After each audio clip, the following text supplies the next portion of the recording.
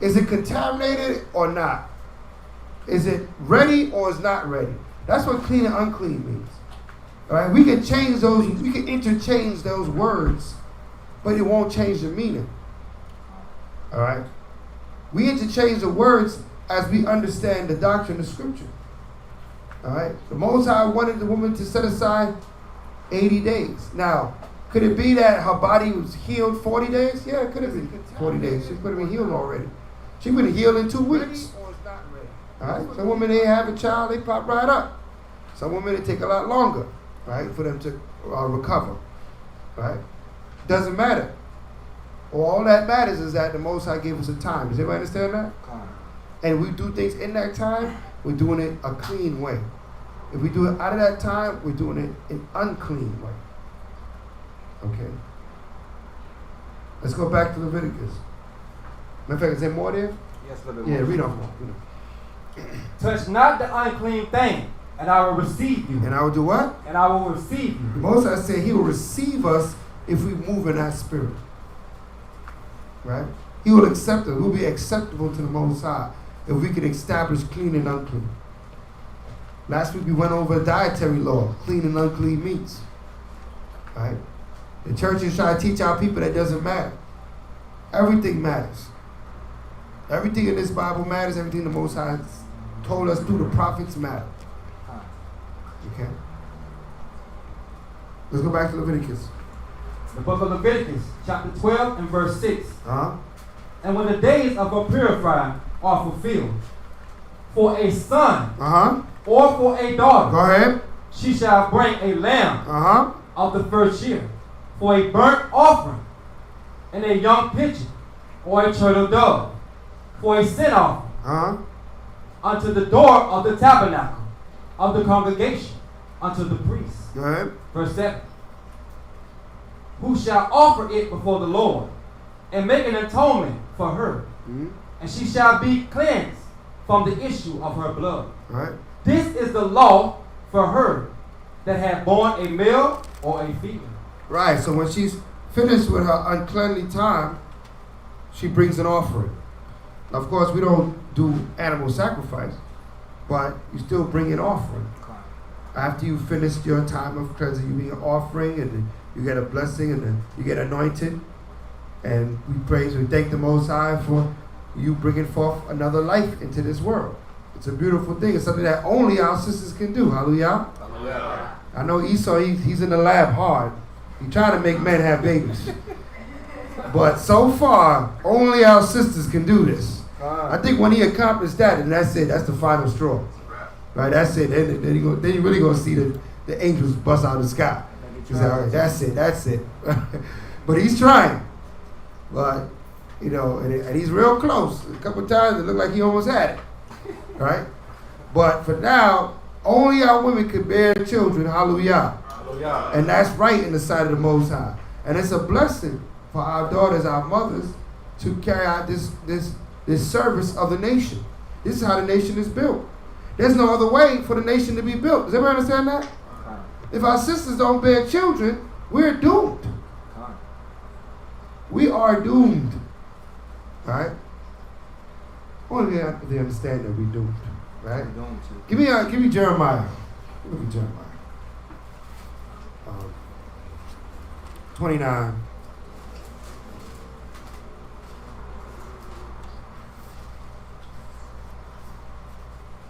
You can start like verse 1. Believe it not. It said, build your houses, dwell therein. Yeah. 20 what? So 29? Yeah.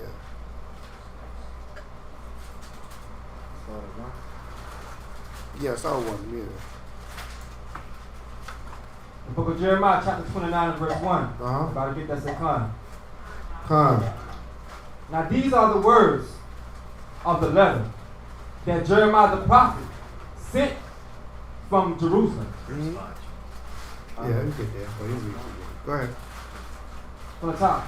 Now these are the words of the letter that Jeremiah the prophet sent from Jerusalem unto the residue of the elders which were carried away captive. Right. And to the priests and to the prophets and to all the people whom Nebuchadnezzar had carried away captive from Jerusalem to Babylon. So when it says a residue, does that mean there was a lot of them? That means there was very few. The residue, what was left, right? So we were in small number at this point. We done came out of from the Babylonian captivity. We had some wars. Our numbers was low, right? Read on. Verse 2. After that, Jacon, the king, and the queen, and the eunuchs, the princes of Judah and Jerusalem, and the carpenters and the smiths were departed from Jerusalem. Verse 3. By the hand of Elisha, the son of Shaphan, and Germar, the son of Helikai, whom Zedekiah the king of Judah? Yeah. Zedekiah the king of Judah sent unto Babylon to Nebuchadnezzar, king of Babylon. Verse 4. Thus said the Lord of hosts, the power of Israel, unto all that are carried away captive, whom I have caused to be carried away from Jerusalem unto Babylon. Go ahead. Verse 5. Build ye houses. Do what? Build ye houses. Build ye houses. Go ahead. And dwell in them. Go ahead. And plant gardens. And eat the fruit of them. Go ahead. Verse 6. Take ye wives. Do what? Take ye wives. Read on. And beget sons and daughters. Do what? Beget sons and daughters. Have children. Take ye wives and have children. Read on. And take wives for your sons. And take wives for your sons. Make sure your sons have wives. Let the generation continue. Read on. And give your daughters to husbands. Go ahead. That they may bear sons and daughters. That they may be increased therein. Right. That they may be increased there. And not diminished. And not what? And not diminished. And not diminished. So it's important, the process of us what? Multiplying. Having children. Having grandchildren. Ensuring that part of the process. All right? This is important. That our numbers don't what? Diminish. All right? Even in the lands of our captivity. We need to do this. All right? Oftentimes in this society, our children, our young ones, they're so occupied doing foolishness in this kingdom. All right? They can give all their time and energy to being a Toys R Us kid, right? And never ever grow up. This society is set up that way, right? Remember the scriptures say women and children are our oppressors at this time. This is a very childish queendom, right? It doesn't push the agenda of the Most High. The agenda of the Heavenly Father is that what? As a nation, we grow. Does everybody understand that? That we multiply. That we look for our children. We look to have our own children, and we look our children to have their children. Right? We're looking at generational wealth. Right? It was known as riches if a man have his sons and his children. It was a rich thing. It was a mighty. They said, what's that brother? He said he had a mighty household. We had is it Gideon? All right, Gideon, the mighty household with his wives and his children, and the generations that came from him. That was considered strength and power. Now they teach us to be so separated in this kind. As soon as a child reaches a certain age, I'm 18 now, I'm out. When you out, where are you going? Right? To go be with somewhere else? With who else? It doesn't make any sense. But we didn't look. We're not taught the value of the family line. But that thought is coming back.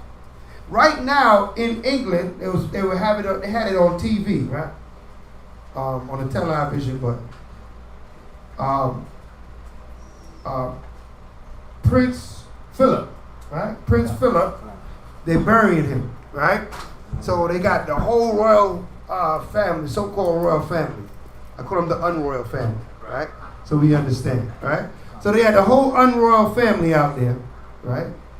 And they could go down the generations. Okay, this is the son of this, and this is the son of that, and he's the father of this one and that one, and they goes their children, their wives, and they call the wives duchesses and this and that, right? They have an understanding of bloodline. that we have been stripped away from us during the slave trade. That we no longer really care. Really, you know what I mean? Who's their family, who's not your bloodline. I don't care. But that care has to come back to the nations. Everybody understand that? Because we call on the power of Abraham, Isaac, and Jacob. What is the relationship of Abraham, Isaac, and Jacob?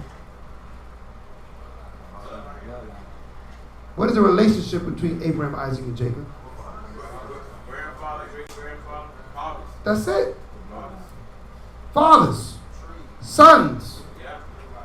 Sons. Right? We understood this in our nation. To the point where the Most High said, you call me after the bloodline. He said, you put my name. He put it on his name. He told Moses in Egypt, tell him the God of Abraham, Isaac, and Jacob. That's how important your bloodline is, or how important it's going to be. For a long time, it didn't matter, but it's going to matter now. Everybody understand that? It matters now. Daughters, it matters who child you carry. Right? Sons, your children matter. Who come from your loins. Right? It's no longer random. It's been random for a long time amongst our people. Because we were like cattle, like sheep. Like, you know, I don't think the cows realized which cow came from them. Or we were like sheep. During the slave trade, we were treated like animals. But now we're coming back to our knowledge of who we are. We are royalty. Our fruit of our loins are royalty. The curse has to be lifted. Does everybody understand that? One of the curses was that what? The father should do what? Leave his wife and his what? His children. That's one of the curses. That's not something to look and say it's good, it's well. It's not well. Right? It's part of our destruction. It's part of our our condition. But we coming out of that. Everybody understand that? The truth is going to bring us back to how we're supposed to operate. And in the truth, we look at our sons. We look at the fruit of our loins. We look and say, okay, boom, this one has to raise up. This one has to do this. All right? Right? It becomes a point, a matter. Even our daughters. The scriptures say that a father take care of his daughter who she shall marry. It says, marry thy daughters. We're going to get some scriptures today. I hang one up. Go ahead. Huh? Psalms 127:3. What you holding? Jeremiah 17:4. Read that, Jeremiah 17:4. This is the book of Jeremiah chapter 17 and verse 4. Uh-huh. And thou, even thyself, shall discontinue from thy heritage. Right, that's part of our what? Curse. It's a cursed thing to have no relationship with your father, your grandfather, your son, your grandson. That's a cursed thing. That's not a blessed thing. That's not a good thing. Right? That's a condition that was set upon us. Right? The fact that a lot of times in society, your parents raise you to a certain age and they go, whatever they want to do, they do. They grown now. It's like leading you out to the slaughter. Where's your covering? Right? Where's your guidance? Then you're taught as a child, well, now I'm this age, this is my private life. My privacy. There's no privacy. Your lineage matters to your family line. We got to come out of her, my people. Come out of the ways of America. Come out of the ways of society.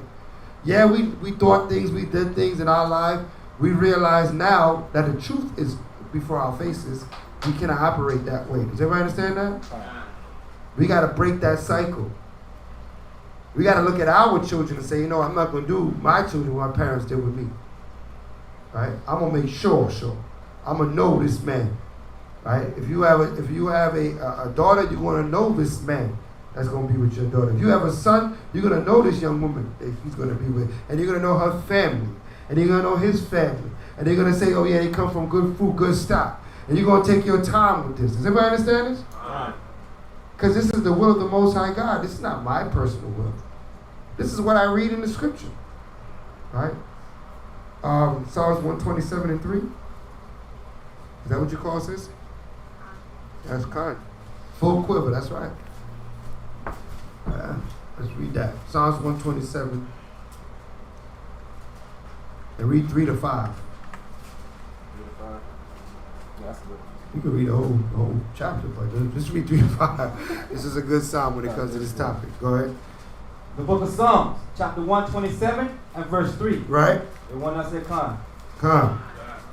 Lo, children are inheritance of the outer one. Right. And the fruit of thy womb is his reward. Is his what? It's his reward. It's supposed to be a reward. If the fruit of your womb is becoming a curse, something wrong. Something need to be fixed. Something need to be sought out. Because it's supposed to be a reward. Your child is a reward. Right? Read on. Verse 4. As arrows are in the hands of a mighty man, right, so are children of the youth. Verse 5. Happy is the man that had his quiver. His quiver full of them. Right, so if you have a quiver is what you carry your arrows in on your back, right? So those children are those arrows. So if your quiver is full, that means you are protected. You're supposed to be protected by your children. Does everybody understand that? Right. They're supposed to protect you. When you think, I think sometimes in this society, they taught us so backwards, man. Yeah. You protect the children till the children tell you to go beat it. And then you just beat it and let them do it. They do them, you do you, and you're lucky to see them. Get that. That's foolishness. That's because this society is run by children. Never reaching maturity of what this is about. But they used to know. I'm watching this thing on, them burying King Philip. Oh, not King Philip, sorry, Prince Philip. Because he couldn't be called king because he was not of the bloodline of the kings. Even though he was the husband of the queen. Does everybody understand that? A lot of you don't know what's going on up there, right? But to show you that they understood certain things were understood on the earth that has lost its understanding, right? But that's why he wasn't King Philip, because he wasn't of the bloodline of the king, right? Zaikwan. I didn't read the entire article, but I do remember seeing one article where he was labeled as a duke, and I know duke is also mentioned. Yes, he is a duke. A duke just means a chief or a captain or a prince, right? When they call him prince, you can call him either prince or duke. And a woman is called a duchess, right? In their language, right? That's their language. That's not our language, right? I do remember seeing and reading a bloodline, and one of the chapters, I think it was in Genesis, regarding Duke and Esau. Right, that's Esau's. That's how he calls his princes are called dukes. Those are the heads of his tribes in amongst Esau. And that's how you know who Esau, to this day, they keep the same custom. They still call themselves dukes and duchesses to this very day. So nobody can dupe you or trick you into thinking Esau is anybody else but who he is. Because he still carries the same customs to this day. He knows his royal family, men and female, male and female. Hold on, ASAP was waiting on the floor. There's a precept that you mentioned, Sirach 7 and 24, which you started at 23. Right, to marry the daughters. I'll get there. What do you call it, Jamal? I was saying they had a show back in the day called Dukes of Hazzard. The Dukes of Hazzard, right? Luke, Bo and Luke Duke. And what Daisy was wearing? All right, so that's a little comedy moment. All right, so, but the reality of it is this: they keep their customs. They know who they are. We have to keep our customs and know who we are. That's the main point. The point is not what they do; it's the point of what we should be doing and we have not been doing. Does everybody understand that? We have to return to being royalty on this earth. Here's you showing the Dukes of Hazzard. Right? We have to return to being royalty on this earth and moving like a royal family. The way a royal family moves is not all this separation and chaos and madness. Right? That's shameful. Right? That's shameful. That we have to take account of our children, who they're with, where they're going, what's going on. Right? How is your quiver full? How are your children protecting you? Right? What are they going to do? What ties they're going to have to you as you grow old? Right? Some people, I don't want to be a burden to my children. No, I'm going to be a burden to mine. Mine is listening. Right? You're going to have to deal with me as long as I have breath. Because you're going to move in the royalty of being Hebrews. You're being taught to be in a royal family and how they operate. And you know what? It's not just for no reason. There's reasons for this. Because when things are passed down, right? When wealth is changed hands, it stays within the family. You don't have to keep starting over. Right? You don't have to keep running the race from the beginning. There's a baton being passed to you. Does everybody understand that? So you further up the furlong than the one that passed you the baton. We keep restarting the race. Restart the race. Restart the race. That's why we don't get nowhere. Does everybody understand that? These are all, I'm using a lot of analogies, but it's all in the scriptures. Right? It's all written. You know, just understanding the points of what happens, why there's a bloodline, why Yahweh chose a nation, and nations are built through bloodline. Why? Because there's a growth that happens when you stay within the bloodline. Right? This is why they had cousins, right, married, because they kept things within the bloodline. All right? This is why, because it was that important in royalty. When you have things, we're so used to not having anything, it doesn't really matter, right? But when we are returned back to our royal mind, these things will have weight. Read that 5th verse again in Psalms 127. The book of Psalms, chapter 127, and verse 5. Happy is the man that hath his quiver full of them. They shall not be ashamed. Right. But they shall speak with the enemies in the gates. Right. They shall speak with the enemy in the gates. Meaning that what? They're going to defend your name and your honor. Right? Even when you're passed on. They will defend your name and your honor as you go on through life. Right? Give me Lamentations 5 and verse 7. You had your hand up, Asaf? Right. I know we're talking about the father and the son. We're going to touch some of those scriptures in a minute, but we're going to go through here. Go ahead. The book of Lamentations, chapter 5 and verse 7. Go ahead. And everyone say, come. Come. Our fathers have sinned. Our fathers have what? Sinned. Our fathers have sinned. Read on. And are not. And they're not, meaning that what? They moved on. Their life went on. Their light went out. Right? They back to the Father. Go ahead. And we have borne their iniquity. We have carried their sinful ways. Right? We carry on that same tradition. Right? They did it that way, so we're doing it that way. We got to break that cycle. Does everybody understand that? We got to break the cycle by turning back to our Heavenly Father and say, I'm not going to do what my father did. I'm going to do differently. Because thus saith the Most High. And it's extremely important that we understand that we have to separate ourselves from the traditions that we learned, because a lot of traditions we learned was based off of sin, not of righteousness. Right? Now there was some traditions of righteousness in our background, but it wasn't widely kept. Right? There was some residue of the royal family. People spoke of these things, but what their actions were different. And that's why we born their iniquity to this day. Go ahead. Verse 8. Servants have ruled over us. What happened? Servants have ruled over us. Servants are ruling over us. We want to do things the way Esau doing. He's a servant. He's a lower man, even though he's above us. He's a base man, that's right, even though he's above us. So we're not looking to establish his way. We're establishing the scripture, what the scripture said. Read on. There is none that doeth deliver us out of their hand. Right. Verse 9. We get our bread with the perils of our lives. Right, we get our bread. We get our bread with the perils of our lives. What is peril? Peril is what? Danger.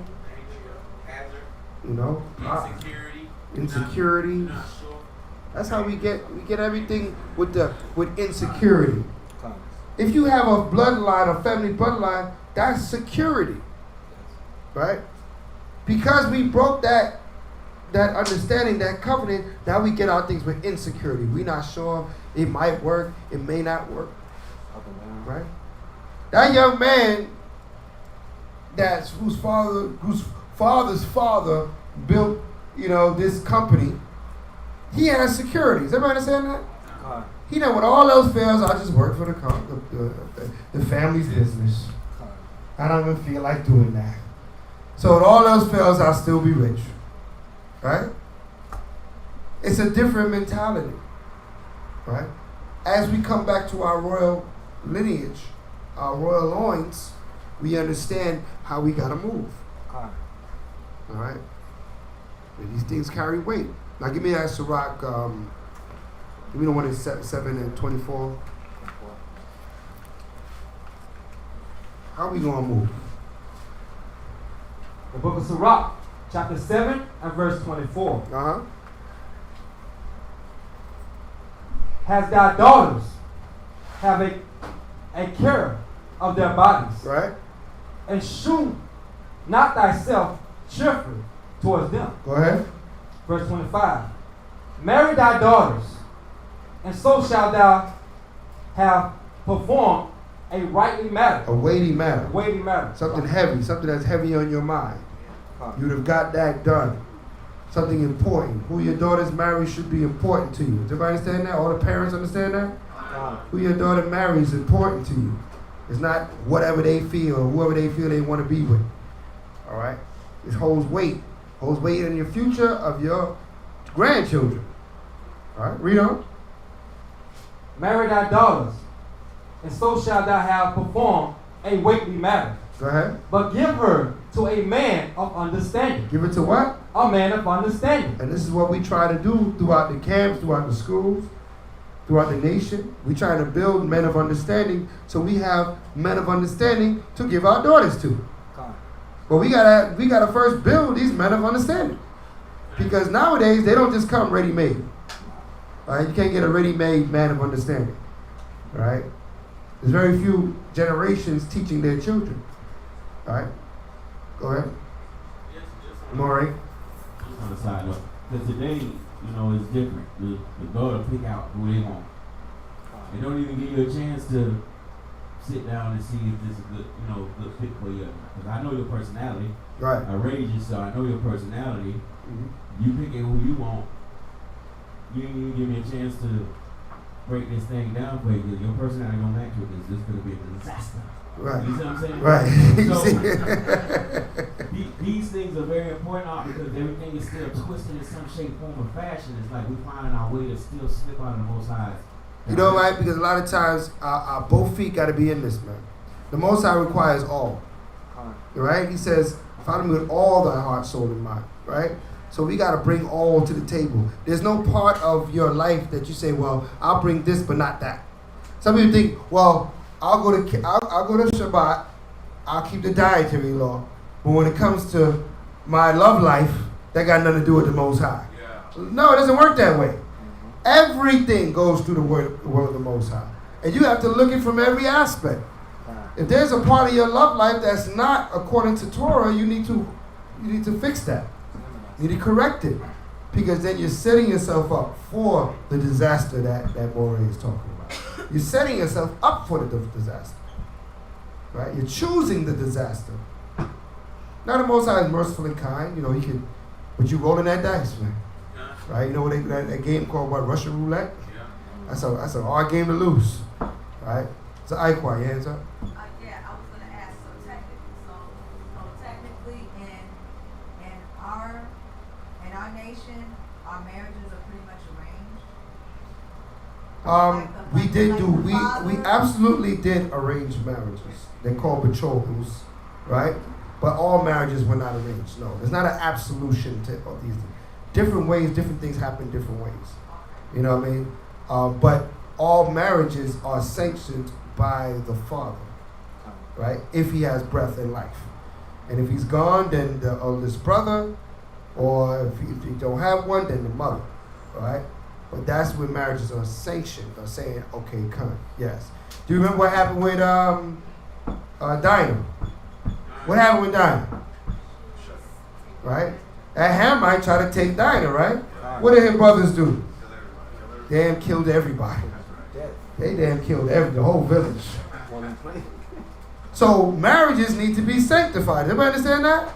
We were still in our royal mind at that time. So they said to their father, well, what? We're just going to let him take our daughter, our sister? We were just supposed to sit back and let that happen, right? That was their understanding. No, that's impossible for you to take our sister and just keep it moving like that. Well, no. Who sanctioned you? Who said this will be good? So we need to come back to that. It's going to take time. There's going to be bumps in the road. There's going to be some that's not going to want to do it. You know, there's always going to be rebelliousness when it comes to change. Change is never easy, but our eldership need to push that agenda. We spend a lot of time going to the street corners telling people, thus saith the Most High, come back to the commandments. But now when you come back, there's a lot of changes that need to be made. Now you back. Okay, I'm an Israelite.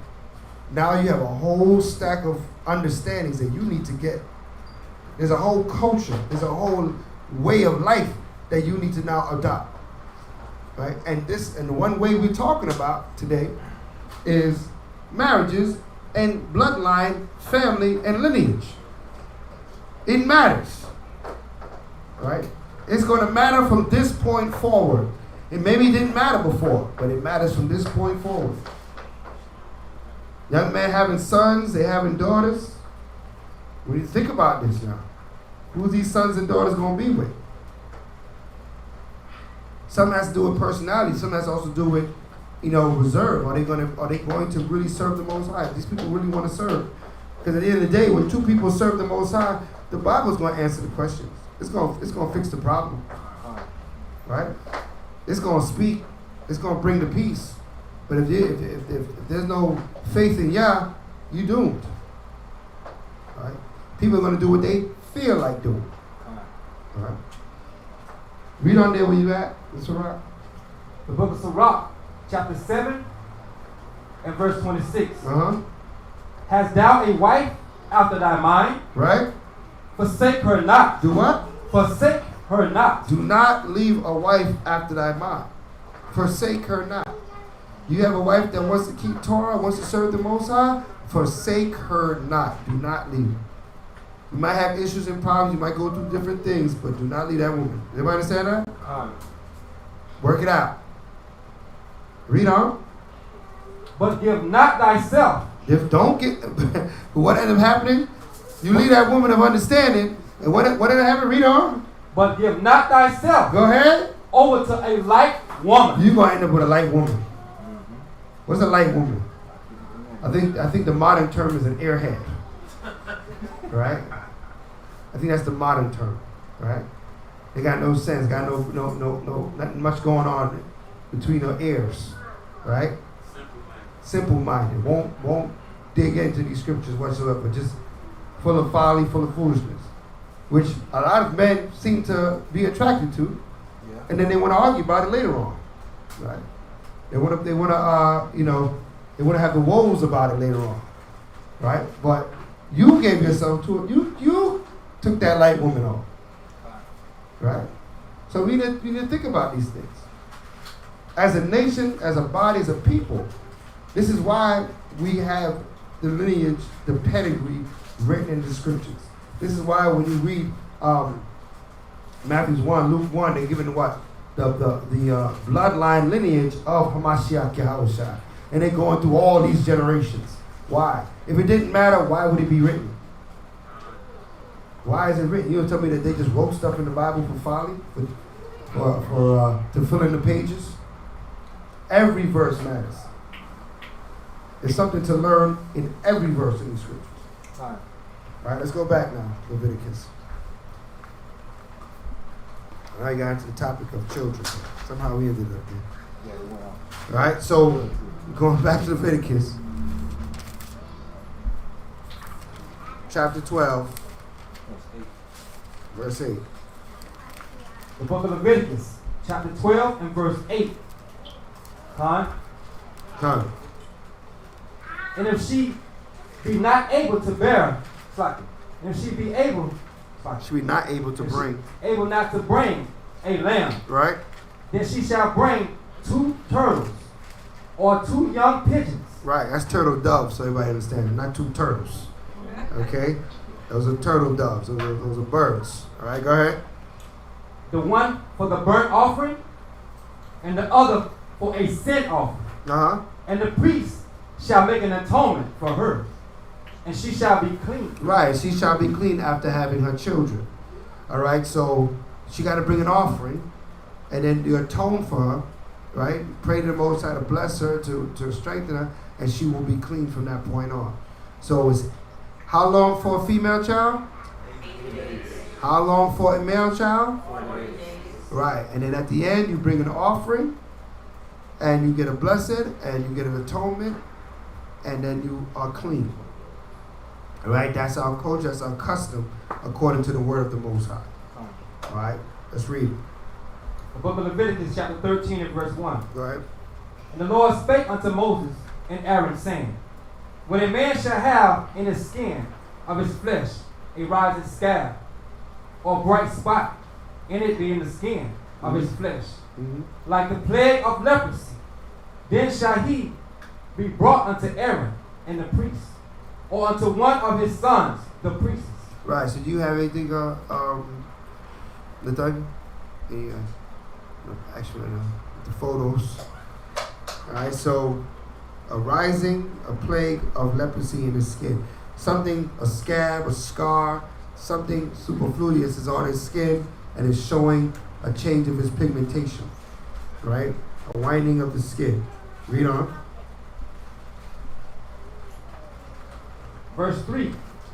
And the priest shall look upon the plague in the skin of the flesh. And when the hair in the plague is turned white, right? And the plague in sight be deeper than the skin of his flesh. Right, so this is how much they understood the anatomy of the body. They could tell if something was in the bloodstream or just something on the skin. Because if the hair changed color, that means that what? That's coming out your bloodstream. That's something that's deeper into your body. It's not just surface. If it's just surface, the hair won't change color. Right? So without microscopes and modern medicine, they was able to understand these things, to ascertain these things that later on science with their technology can now see the same thing. Right? That your hair holds things, what's going on in your bloodstream in your body. Somebody can take your piece of your hair, right, and analyze it and can tell you what's been in your body for the last few months out of your hair. Right? That's why in witchcraft, not to bring up witchcraft, but they would take a hair to try to put some roots on you. Because they understand your hair, had a trend within your body, had the trends in your hair. Right? So we understood this. So modern technology is only trying to catch up to these scriptures. Because these scriptures already understood certain things. All right, let's read. It is a plague of leprosy. And the priest shall look on him and pronounce him unclean. Verse 4. Right, so the priest, they was also played a role of like the doctors or the health department. Right? And they would look at it and say, okay, this person is considered unclean or not. Because they could just have a scab, it could have just got cut. Right? But if you look at it and say, no, this is deeper, he had to pronounce you unclean. We need to what? We need to monitor this. Right? Read on. Verse 4, the book of Leviticus chapter 13 and verse 4. Uh-huh. If the bright spot be white in the skin of his flesh, and the sight be not deeper than the skin, and the hair thereof be not turned white, then the priest shall shut him up and have the plague 7 days. Right. Verse 5. And the priest shall look on him the 7th day, and behold, if the plague in his sight be at a stay, and the plague spread not in the skin, then the priest shall shut up him 7 days more. Verse 6.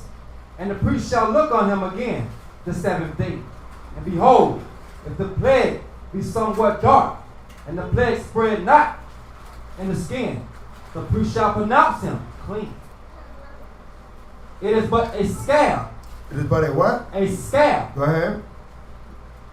And he shall wash his clothes, and be clean. Right, so he said, okay, well, this little white thing is just a scab. You cut yourself, or you have an irritation on your skin. There's nothing that's spreading. It's not an infection. It's not a fungus. It's not something that's going to grow throughout your body. Right? It's not an ailment.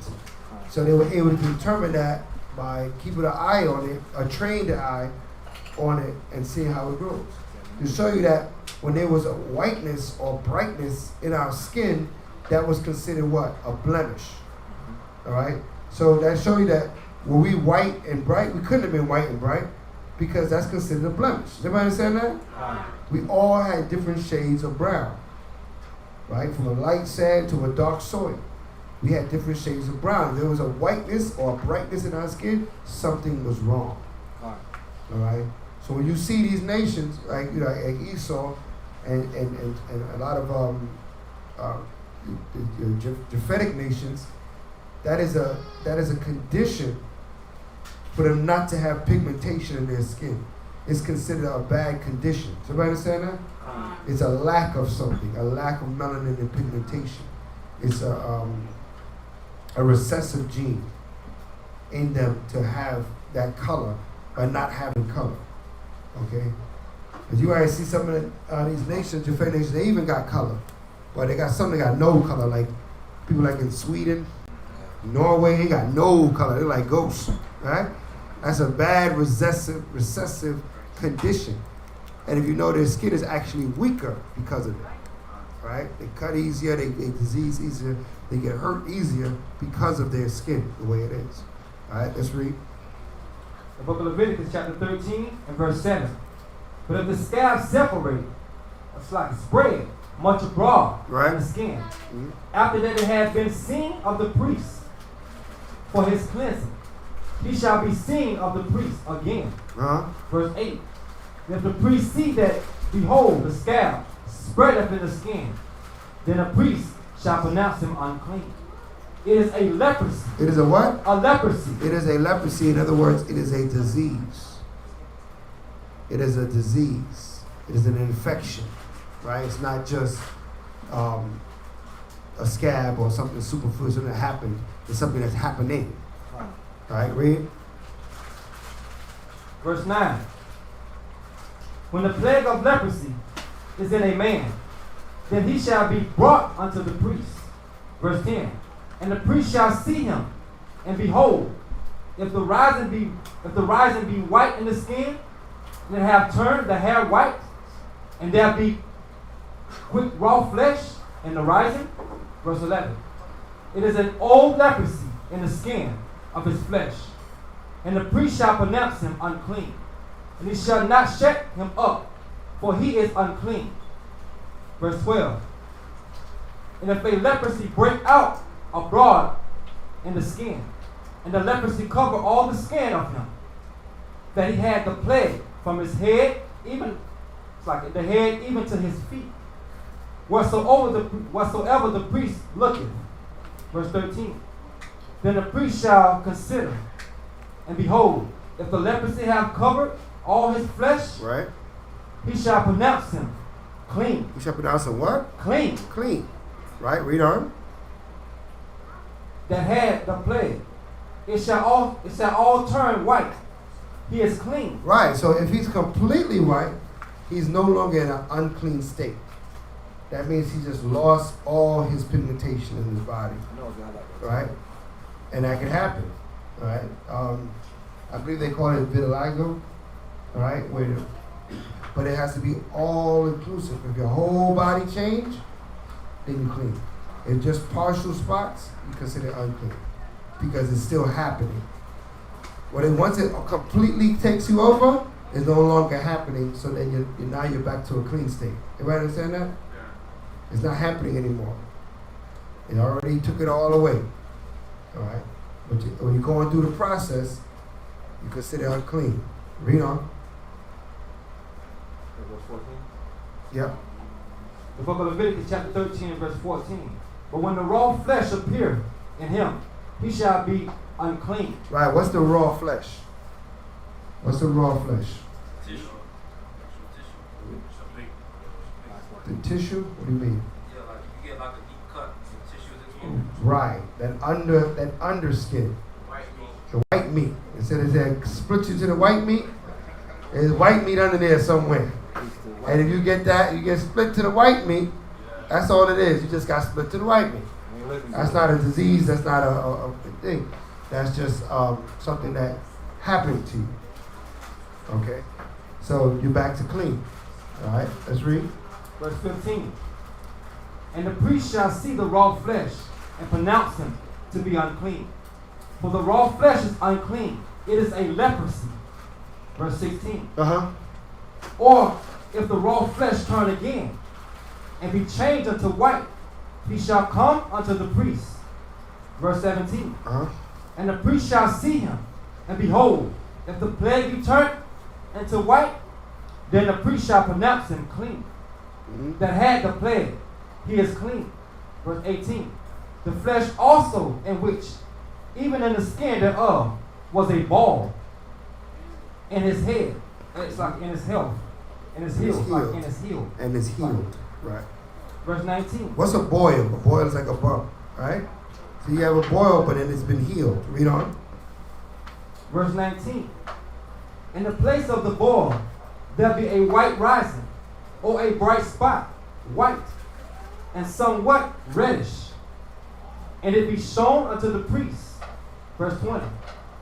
And when the priest seeth it, behold, it be in the sight lower than the skin, and the hair thereof be turned white. The priest shall pronounce him unclean. Right. It is a plague of leprosy, breaking out of the boil. Right.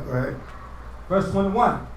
But if the priest look on it, and behold, there be no white hairs therein, and if it be not lower than the skin, but to be but be so what? Dark. Then the priest shall shut him up 7 days. Verse 22. And if it spread much abroad in the skin, then the priest shall pronounce him unclean. It is a plague. Verse 23. But if the bright spot stay in its place and spread not, it is a burning boil, and the priest shall pronounce him clean. Verse 24. Or if there be any flesh in the skin, where thereof is a hot burning and a quick flesh, that the burn have a white bright spot, somewhat reddish or white. 25. Then the priest shall look upon it, and behold, if the hair in the bright spot be turned white, and it be in sight deeper than the skin, it is a leprosy broke out of burning. Wherefore the priest shall pronounce him unclean. Right. So all these situations are just showing the difference of if something is just topical or it's in the bloodstream, it's below the skin. If the hair changes, even if it happened because of a burn, it happened because of a boil, whatever the reason of why it what brought it about, the way he was able to determine whether it's topical or in the bloodstream is whether the hair in it changed. All right, read on. The priest shall pronounce him unclean. It is the plague of leprosy. Verse 26. But if the priest look on it, and behold, there be no white hair in the bright spot, and it be no lower than the other skin, but be somewhat dark, then the priest shall shut him up 7 days. Verse 27. And the priest shall look upon him the 7 days. And if it be spread much abroad in the skin, then the priest shall pronounce him unclean. Mm-hmm. It is the plague of leprosy. Right. Verse 28. And if the bright spot stay in its place, and spread not in the skin, but it be somewhat dark, it is a rising of the burning. And the priest shall pronounce him clean. For it is a inflammation. Hold on. Inflammation. Inflammation. Thank you, Israel. Inflammation of the burning. Mm-hmm. Verse 29. That means the swelling of the burning, inflammation. It swelled up. All right, go ahead. Verse 29. If a man or a woman have a plague upon the head or beard. Right. Verse 30. Then the priest shall see the plague, and behold, if it be in sight deeper than the skin, right, and there be in it a yellow thin hair. A what? A yellow thin hair. Right, so that yellow here, right, a yellowing of the hair is an indication that there's what? There's some sort of disease, right? I know nowadays it's a style, right? But in past times, it was an indication that something is wrong if the hair was yellow. Go ahead. If it be in sight deeper than the skin, and there be in it a yellow thin hair, then the priest shall pronounce him unclean.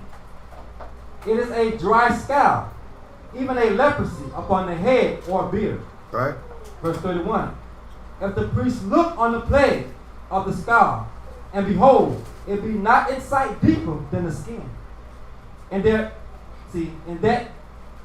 is no black hair in it, then the priest shall shut up him that had the plague of the scalp 7 days. Right. It's a call. Yeah, it's called. 32. And in the 17th day, the 7th day, the priest shall look upon the plague, and behold, if the scald spread not, and there be in it no yellow hair, and the scald be not in sight deeper than the skin, verse 33, and shall be shaven. Shall be shaven. But the scald shall not shave. Right. And the priest shall shut up him that had the scald 7 more days. Verse 34. And the 7th day the priest shall look on the scald, and behold, if the scald be not spreading in the skin, nor be in sight deeper than the skin, then the priest shall pronounce him clean. And he shall wash his clothes and be clean. Verse 35. But if the scald spread much in the skin after his cleanness, 36. Then the priest shall look on him, and behold, the scald be spreading in the skin, the priest shall not seek for a yellow hair. Right. And it's unclean. Right. It's unclean. It's like it. Verse 37. But if the scald be in sight at the stave, and that and there black hair grown upon there, the scald is healed and is clean, and the priest shall pronounce him clean. Verse 38. Right, so the indication that the disease has passed is when the hair starts to grow black again. Right, so if it was growing in yellow, it was coming out yellow, we know the disease was alive and well. And if it turns back to being black, you say, okay, now we can see that it has passed. Whatever the situation is passed.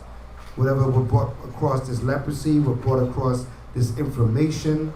So we dealt with all these medical issues through the priest, right? Through the physician, right? They had certain priests that was made to be physicians to deal with medical problems, right? And they played their role. So a nation has that. They have medicine. They have people that deal with every aspect of life. Okay. Give me Sirach 38 and verse 1. Sirach 38 and verse 1.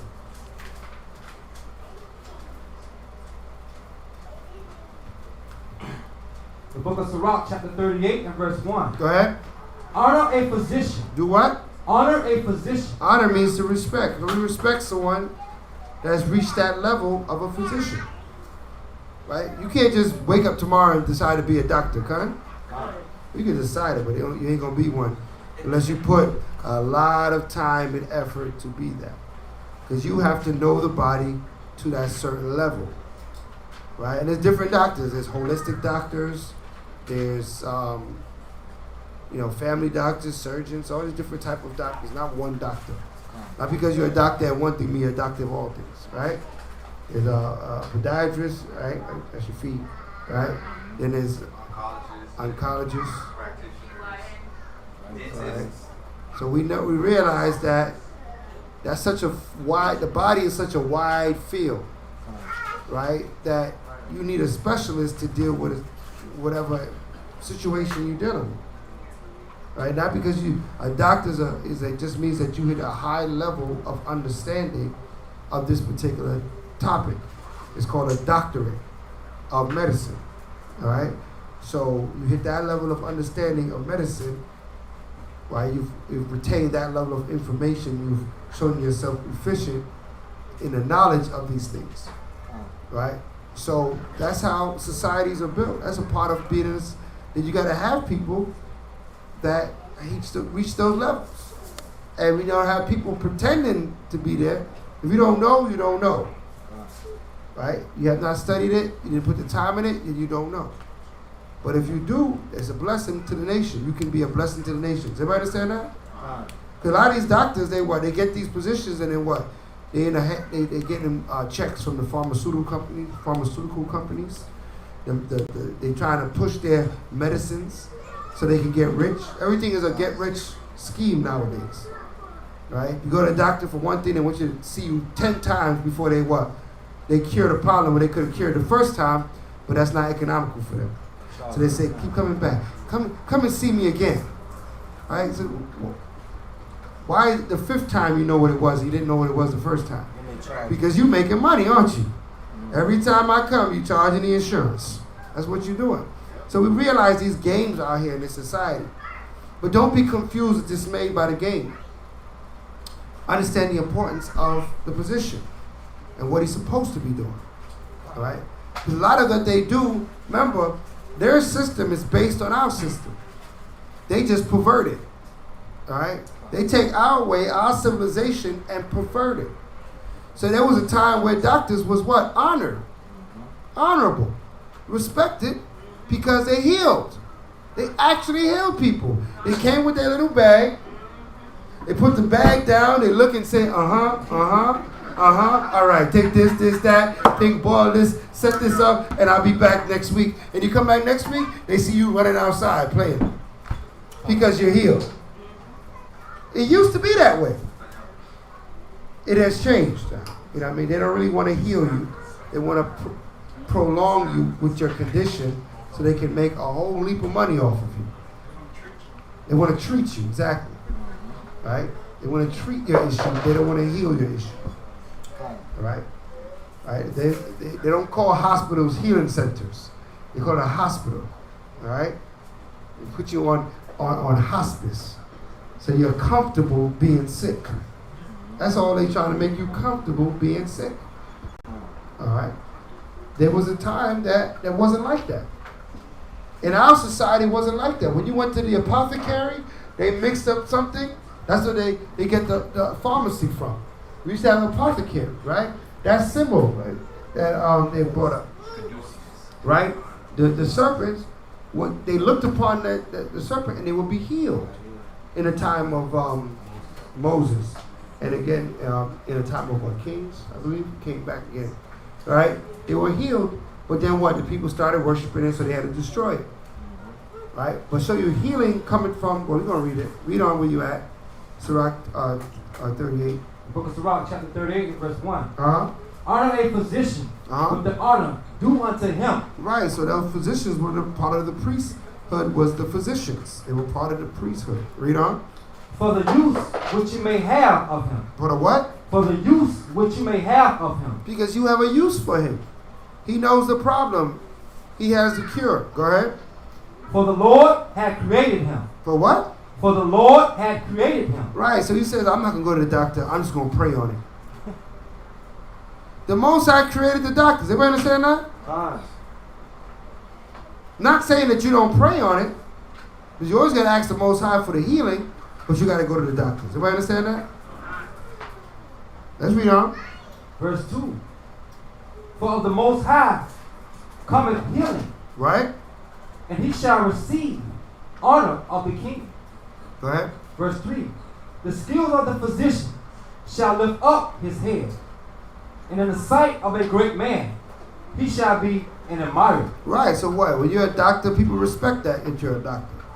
They say, oh, he's a doctor. Right? There's a level of respect to say, okay, you went through a certain level of schooling and understanding to reach your level. It's all right to have a certain level of respect for that. But not because you're a doctor mean you know everything. A lot of doctors, when it comes to wisdom, they don't have any. Right? When it comes to other things that they're not their field of study, they're found lacking. Right? But in their field of study, they are knowledgeable. Use them in their field of study. Does everybody understand that? Don't just make, because the person's a doctor, like they know everything. They don't know everything. All right, let's read. The book of Sirach, chapter 38 and verse 4. Mm-hmm. The Lord had created medicines out of the earth. He did what? Create medicines out of the earth. The Most High created medicine out of the earth, man. All right? Out of the herbs of the field. Right? The seeds and the fruit. There's medicine there. Read on. And he that is wise will not abhor them. Abhor them. Abhor them. He that wise will not hate them. To abhor means to hate or to despise your medicine. Not these medicine they make nowadays. Why? That's made in a test tube. Right? It's made in a laboratory. Right? A lot of their medicines are very unhealthy. They fix one thing and give you 10 other things. Right? Fix one problem and give you drop 10 other problems off in your body. Right? So we have to learn and respect the herbs and how they work. You know, holistic doctor, someone that knows how to use the herbs. That's a good thing to do. Good thing to go see one if you're having a chronic issue. Right? You might find out that, you know, that there's ways of correcting this. All right, go ahead. Verse 5. Was not the water made sweet with wood? Right. That the virtues thereof might be known? Go ahead. Verse 6. And he that hath given man skills that had might be honored. Read that again. And he that had given man skills. Right, he hath given men skills. Read on. That might be honored. That might be honored. So he blessed a doctor to be a good doctor or a joke. Right? You got to make a determination what you got. But he can bless someone to be a good doctor. Go ahead. That might be honored in his marvelous works. Right, go ahead. Verse 7. Which doeth he heal men and take away their pains. Go ahead. Verse 8. Of such doeth. What does doeth the apothecary? Okay, come. Of such doeth the apothecary make a confection. Right. And of his works there is no end. Right. And from him is peace over all the earth. And from him is peace over all the earth. It's hard to be peaceful when you're in pain. When you got issues in your body, in your vessel. Right? So they have a purpose. Here our priest was our doctors, and the apothecary was like a pharmacist. Right? And they would administer medicines onto us. Right? And we would go to them. Right? We wouldn't just say, I'm going to face the east and everything's going to be all right. It doesn't work that way. You face the east and get wisdom, and the wisdom tell you to go to the doctor. And then the doctor tell you to do this and the third, and you can make your wisdom and determine, is this doctor telling me good or evil? You got to use your wisdom and say, well, it sounds right. Or that don't sound right. Let me go get what? A second opinion. Let me go to a holistic doctor. Let me go somewhere else. Because that sound off. Right? The doctor says, all right, just burn 2 candles. Right? Throw a couple pennies in the corner of the room and everything's going to be up. You're like, all right, doc. You're not the kind of doctor that I'm looking for. Right? You a different kind of doctor. Then they call it Dr. Buzzard or the opiate doctor. You don't want that kind of doctor. You want a real doctor. One that's using the herbs according to as it is written in the scriptures. Right? And they exist. Because the Most High made them. The Most High made them. He put it in that spirit of that man or that woman to be a doctor. Right? And he put the spirit in that person to be what? To be good at what they do. Right? Our bodies are not new creations. They've been here since the earth's been made. And they made up of the earth. So only the earth can heal it. Alright, let's read. Book of Sirach, chapter 38 and verse 9. My son, in thy sickness, be not neglected. Negligent. My son, in thy sickness, be not negligent. Sorry. But pray unto the Lord. But do what? But pray unto the Lord. But pray unto the Most High. So not because you went to the doctor mean you don't have to pray. Don't be negligent. Okay, yeah, I went to the doctor, so I'm good. No. You still got to face the east.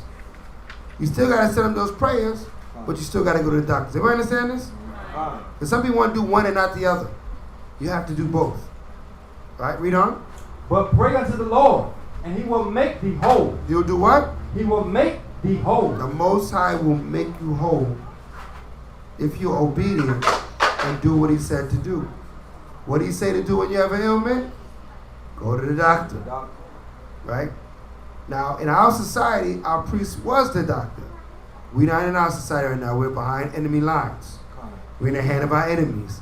We're in captivity, just in case anybody realizes where we are. This is 2937 West Broward Boulevard, land of our captivity, Babylon the Great, behind enemy lines. That's the whole address, all right, of where you at right now. So when you realize where you are, you move in that space. And you don't make it what it is not. It is what it is. All right? Let's go back to Leviticus. So we got that understanding on how to use a doctor in these last days. We go to them, but we make sure we pray that the Most High put it in His spirit to come with the answer. And if we don't like the answer, we discern the answer. And if we don't like it, we go get another opinion. All right? We're free to do that. And we get an opinions until we get to a good physician that's telling you something that makes sense. All right? Using your wisdom. Okay? We're back in the in Leviticus. We're down in 39. The book of Leviticus, chapter 13 and verse 39. Then the priest shall look, and behold, if the bright spot in the skin of the flesh be darkish white, and it is a spot, a freckle spot. A freckle spot that groweth in the skin. He is clean. Verse 40. And the man whose hair is falling off his head. Right. He is bald. He is what? He is bald. He is what? He is bald. He's just bald. Right, go ahead. Yet he is clean. It's not an emergency. If it fell off, it fell off. It just means he's bald. Right? Nothing to call the doctor about. You don't have to go get Rogaine. Right? You don't have to be what do you call that? A hair club for men. When it fall off, you're bald. That's it. All right? It's a wrap. Right? You don't got to go start coloring it in and going through all kind of madness. That's all in this society. Right? No toupees in Israel. Right? Man weave. No man weaves. When you're bald, you're bald. That's it. It fell off. Life goes on. You're all right. You're clean. Don't worry. You're not unclean. All right? Read on. Verse 41. He that had his hair fallen off from the part of his head. From the what? From the part of his head. From the part of his head. Go ahead. Towards his feet. Towards his what? Towards his feet. Towards his face. Like a face. That's a big head. That's a big head. Towards his feet. Towards his face. Right? So what is that talking about? You're talking about hair. It's called your forehead. It's talking about a receding hairline. Right? Go ahead. Towards his face. He is a forehead bald. He is forehead bald. He is what? He is forehead bald. He's just forehead bald. It's not an emergency. Man, you had a hairline and now you don't. It's okay, right? It's just falling back. You know what I mean? You know, you went from a 4-head to a 5-head. It's all right. There's nothing to be cured. And that's the part that you have to understand. There's nothing to be cured. Right? You're not, you're not having a physical problem. Because, Esau would come with all kind of medicines, got you putting injections in your head and all kind. No. Don't get skin grafted here, graft into your head. You don't need to do all that. Just be forehead bald. It's all right. Right? It's something natural. It happens to me. All right? Read on. Read 41 again. Read it smooth. He that had his hair fallen off from the part of his head towards his face, he is forehead bald. Go ahead. Yet he is clean. Verse 42. He's clean. Go ahead. And if there be in the bald head or a bald forehead a white reddish sore. Now you got a problem. Because now you got a white reddish sore in the forehead or the bald head. Go ahead. It is a leprosy. It is a what? A leprosy. Read on. Sprang up in his bald head. Or his bald forehead. Or his bald forehead. Right? That becomes a leprosy. So if there's an irritation there, a rash or something, then that's another problem. That's a different type of problem. But if it's smooth and there's no rash and it's just going and going and gone, it's just gone. Right? No problem here. Read on. The book of Leviticus chapter 13 and verse 43. Then the priest shall look upon it, and behold, if the rising of the sore be white, reddish, in his bald head, or in his bald forehead, as the leprosy appear in the skin of the flesh. Right. Verse 44. He is a leprosy man. He is unclean. The priest shall pronounce him utterly unclean. Go ahead. His plague is in his head. Verse 45. And the leper in whom the plague is, his clothes shall be rent, and his head bare. Go ahead.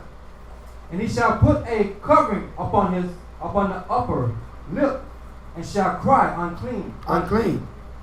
Verse 46. Why is he crying, unclean, unclean? Because he doesn't want people to what? To touch him. All right, I'm unclean, I'm unclean. Don't touch me, I'm unclean. I'm contagious, in other words. I'm contagious. All right, he doesn't want to contaminate someone. He has something going on with him that makes him contagious. All right, go ahead. Verse 46. All the days wherein the plague shall be in him, he shall be defiled. He is unclean. He shall dwell alone without the camp. Shall he inhabit it? His habitation be. So he can't come amongst the camp. He's in an unclean, contagious state. And so he does not contaminate the camp. He cannot come in the camp, right? Verse 47. The garment also that the plague of the leprosy is in, whether it be a woman garment or a linen garment. Right. Verse 48. Whether it be in the wrap, in the warp, or the wolf, or wolf, right, of the linen, right, or of the woolen, right. Whether in skin or in anything made of skin. Verse 49. If the plague be greenish or reddish in the garment or in the skin, either in the warp or in the wolf or in anything of skin, it is a plague of leprosy, and it shall be shown unto the priest. Verse 50. And the priest shall look upon the plague and shut up it that had the plague 7 days. Right, so this is now talking about what? Fabric. Right? It's like if you have like a mold in your fabric, or you have something in the fabric that looks like it's, how could you say, like a blemish, right? Some sort of organism is in the fabric. He will shut up the fabric 7 days. Read on. Verse 51. And he shall look on the plague on the 7th day.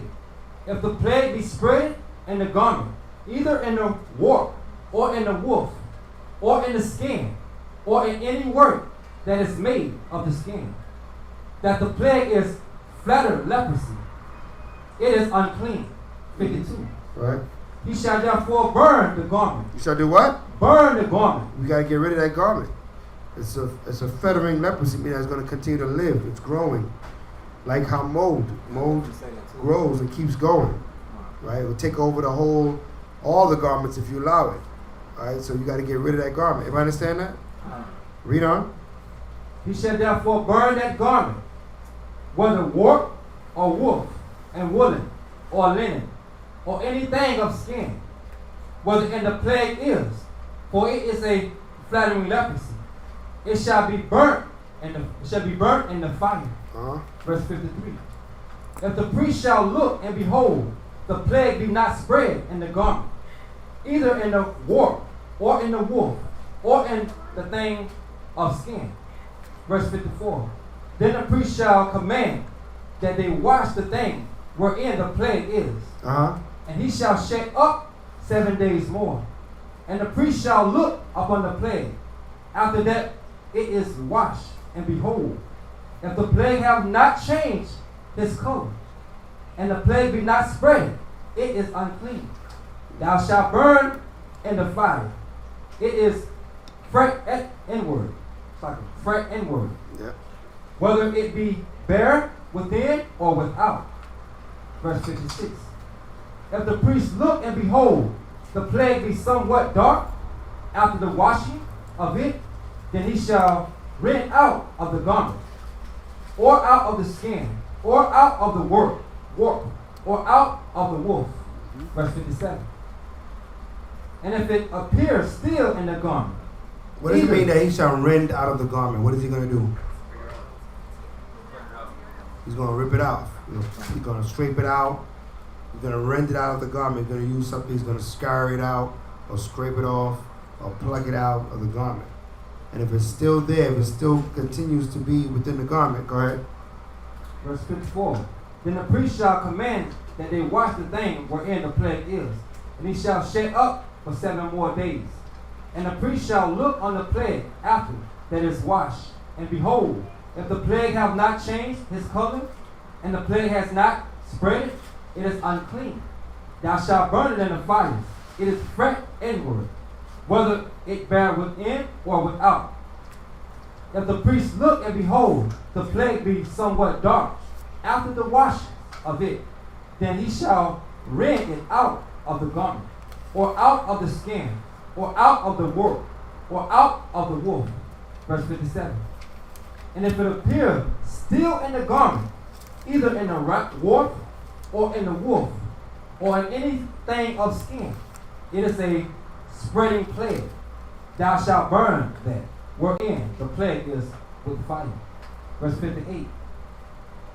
And the garment either wrap, or wolf, or whatsoever thing of the skin be it, of the skin be it be, which thou shalt wash. If the plague be departed from them, then it shall be washed the second time, and shall be clean. This is the law of the plague of leprosy in a garment of woolen or linen, either in the wolf, in the wrap, dwarf, or wolf, or in anything of skins. Pronounce it clean, or pronounce it unclean. Verse 14, chapter 14. The book of Leviticus, chapter 14, and verse 1. And the Lord spoke unto Moses, saying, This shall be the law of the leper in the day of his cleanness. And he shall be brought unto the priest, and the priest shall go forth out of the camp. And the priest shall look and behold, if the plague of leprosy be healed in the leper. Verse 4.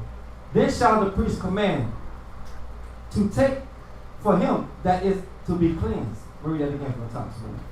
Then shall the priest command to take for him that is to be clean 2 birds alive and clean, in a cedar wood, right, and a scarlet, and hops, hyssop, like a hyssop.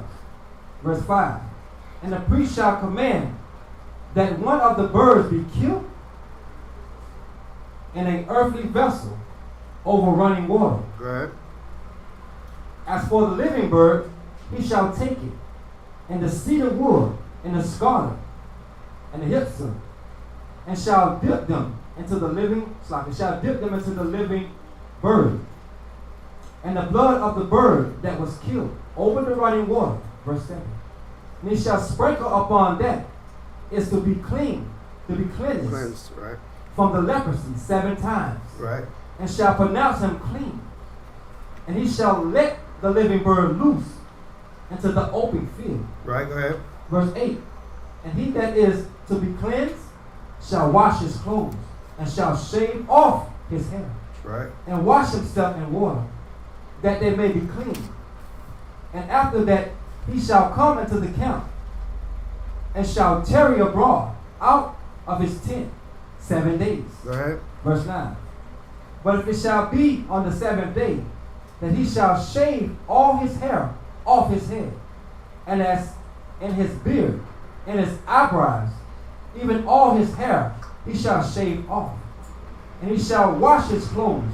Also he shall wash his flesh in water, and shall be clean. Right, so he had to literally get rid of every trace of the leprosy.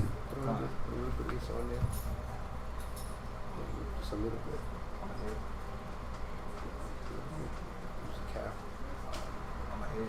No. Yeah, so he had to literally get rid of every trace of the leprosy before, by washing and by, cutting it out. That's good. That's good. Yeah, we'll have to cover it. Right. So we were very aware of contaminants. We're very aware of, to the point of microscopic transference of disease and things of that sort. We had preparations for all of that. So he would have to get rid of that clothes, burn up, wash himself, cut all his hair off, even his eyebrows. All the hair got to go, because once something is in your body, it's in everything. All right, let's read. The book of Leviticus, chapter 14 and verse 10. Mm-hmm. And on the 8th day he shall take 2 he-lambs without blemish, and 1 elam of the first year without blemish, and 3/10 dealt of fine flour, for a meat offering mingled with oil, right? And 1 lard of oil. Verse 11. And the priest that maketh him clean shall present the man that is to be made clean, and those things before the Lord at the door of the tabernacle of the congregation. Go ahead. And the priest shall take 1 he-lamb and offer him for a trespass offering, and the log of oil, and wave them for a wave offering before the Lord. Mm-hmm. Verse 13. And he shall slay the lamb in the place where he shall kill the sin offering, and the burnt offering, and the holy place. For as the sin offering is the priest, so is the trespass offering. It is most holy. Verse 14. And the priest shall take some of the blood of the trespass offering, and the priest shall put upon the tip of the right ear of him that is to be cleansed, and upon the thumb of the right hand, and upon the great toe of his foot, of his right foot. Yep. And the priest shall take some of the lard of oil, and pour it upon the palms of his own left hand. And the priest shall drop his right finger into the oil that is in the left hand, and shall sprinkle of the oil with his finger 7 times before the Lord. Mm-hmm. Verse 17. And the rest of the oil that is in his hand shall the priest put upon the tip of the right ear of him that is to be cleansed, and upon the thumb of his right hand, and upon the great toe of his right foot, upon the blood of the trespass offering. Verse 18. And the remnant, it's like in the remnant of oil that is in the priest's hand, shall pour upon the head of him that is to be cleansed. And the priest shall make an atonement for him before the Lord. Right. Verse 19. Right. And the priest shall offer the sin offering, and make an atonement for him that is to be cleansed from his uncleanness. And afterward he shall kill the burnt offering. Mm-hmm. Verse 20. And the priest shall offer the burnt offering and the meat offering upon the altar, and the priest shall make an atonement for him, and he shall be clean. Verse 21. And if he be poor and cannot get some much. Right. Then shall he take one lamb for a trespass offering to be weighed, to make an atonement for him, and 1/10 dealt of flour, mingled with oil for a meat offering, and a log of oil. Verse 22. And 2 turtle doves, or 2 young pigeons, such as is able to get. Sorry, slow it down. Such as he is able to get. And 2 turtle doves, or 2 young pigeons, such as he is able to get. And the one shall be a sin offering, and the other a burnt offering. Verse 23, let me scroll down. And he shall bring them on the 8th day for his cleanness upon the priest, unto the door of the tabernacle of the congregation, before the Lord. And the priest shall take the lamb of the trespass offering, and the log of oil, and the priest shall wave them for a wave offering before the Lord. Verse 25. And he shall kill the lamb of the trespass offering, and the priest shall take some of the blood of the trespass offering, and put it upon the tip of the right ear of him that is to be cleansed, and upon the thumb of his right hand, and upon the great toe of his right foot. Right. 26. Verse 26. And the priest shall pour of the oil into the palm of his hand, the palm of his own left hand. Verse 27. And the priest shall sprinkle with his right finger some of the oil that is in his left hand 7 times before the Lord. And the priest shall put of the oil that is in his hand upon the tip of the right ear of him that is to be cleansed, and upon the thumb of his right hand, and upon the great toe of his right foot, upon the place of the blood of the trespass offering. Verse 29. And the rest of the oil that is in the priest's hands, he shall pour upon the head of him that is to be cleansed, to make an atonement for him before the Lord. Verse 30. And he shall offer the one of the turtle doves, or of the young pigeons, such as he can get. Verse 31. Even such as he is able to get, the one for a sin offering, the other for a burnt offering, with the meat offering, and the priest shall make an atonement for him, that is to be cleansed before the Lord. Right. Verse 32. This is the law of him in whom is the plague of leprosy, whose hand is not able to get that which permitteth to his cleanness. Pertaineth to his cleanness. To his cleansing, right? So, the way the Most High operates is that if you couldn't get the lamb or, the bullock or these things, he would accept what? A turtle dove. He would accept what you can bring, but you must bring something. Everybody understand that? You can't just say, I don't have for the lamb, so I'm not going to bring anything. You have to show your effort on what is it that the Most High, by you trying to perform what the Most High desired. So he gave you a high thing like a lamb, bullock. He also said, okay, just in case you can't bring that, a turtle dove or a young pigeon will do. But you got to bring something, all right, to have this for you to get back your clean state, for you to be cleansed, all right? Now this is for the disease of leprosy, but we clean ourselves all the time from what? The mental diseases of this society.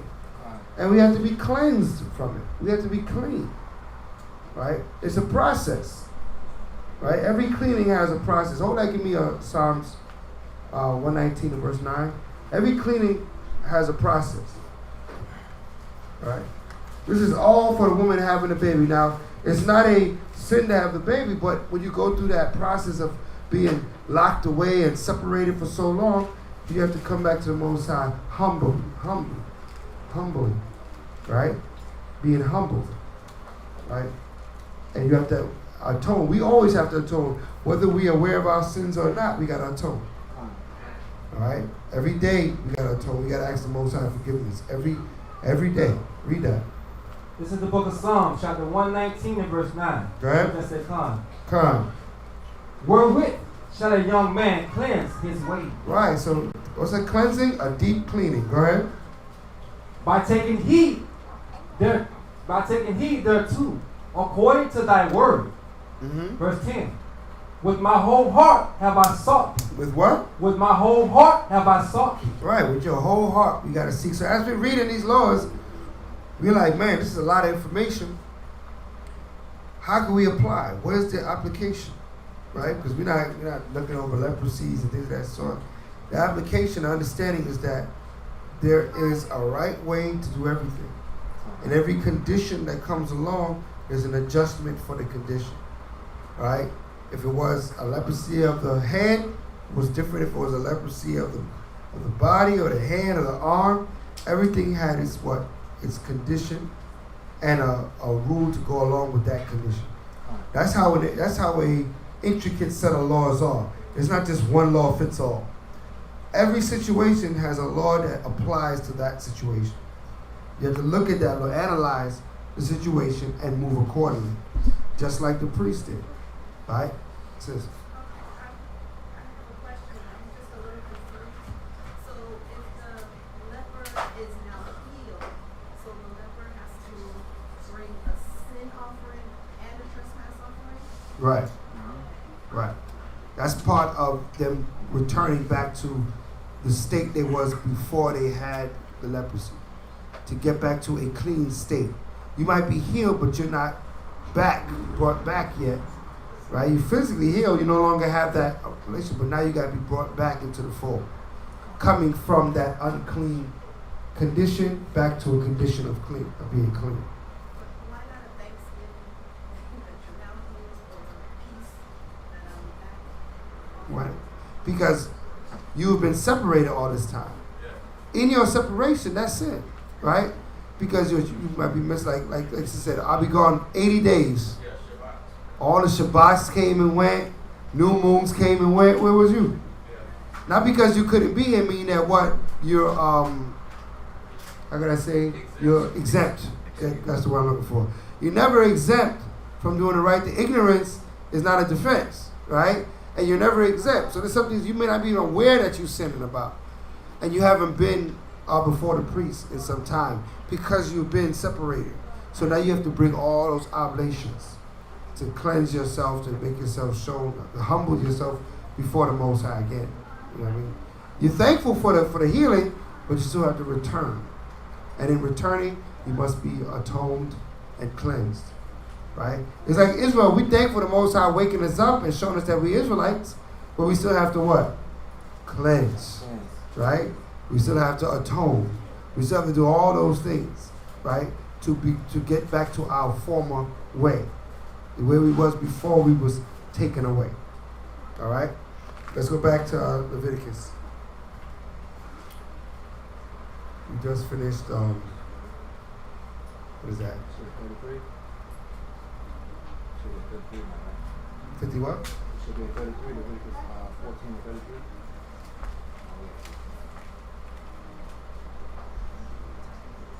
Yeah, 14, 13? No. You're in the 50s, right?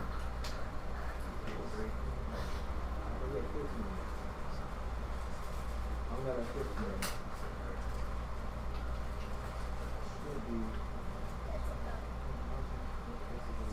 Should be 14 and 33. Okay.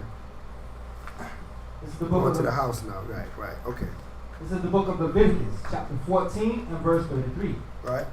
And the Lord spake unto Moses and unto Aaron, saying, when ye be come into the land of Canaan, which I have given you for a possession, I put the plagues, I've given you a possession, which I have given you a possession, and put the plague of leprosy in a house of the land of your possession. Right.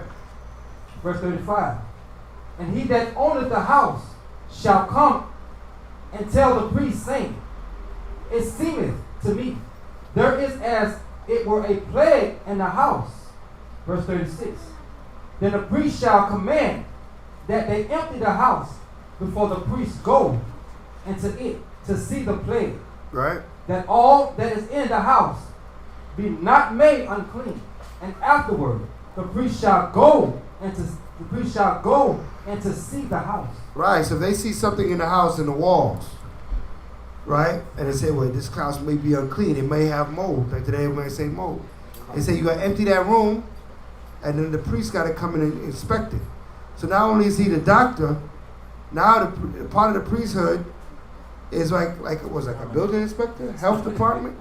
Now he's the health department, building inspector, code enforcement. He come in there and see what's going on with the house, right? Read on. Verse 37. And he shall look on the plague, and behold, if the plague be in the walls of the house, with hollow streaks, greenish or reddish, which in the sight are lower than the walls. Verse 38.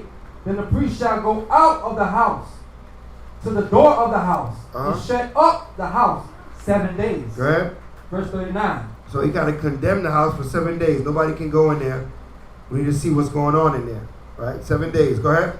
Verse 39. And the priest shall come again the 7th day, and shall look, and behold, that the plague be spread in the walls of the house. Go ahead. Verse 40.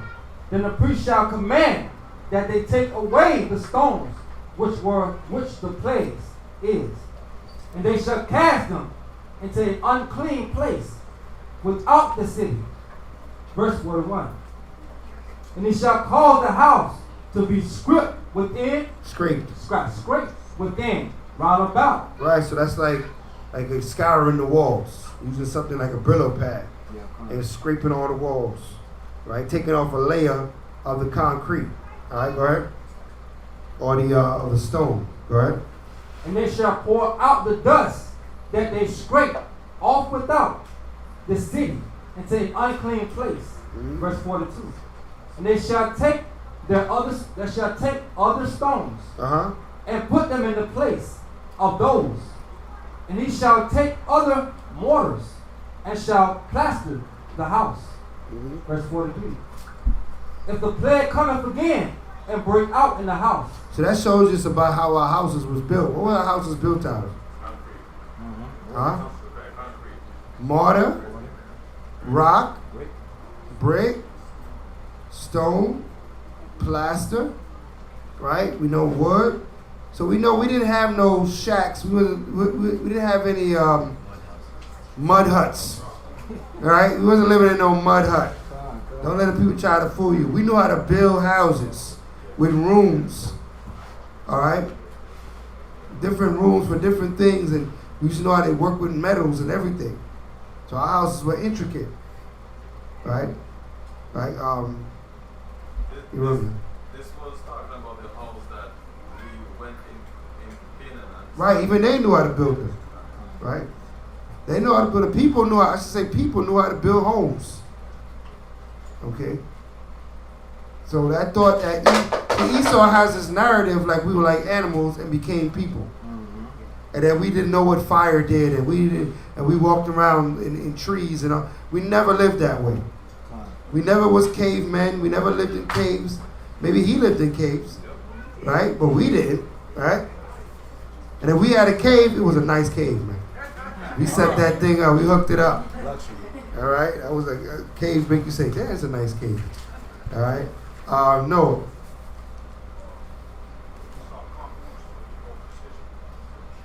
Right, he has his history.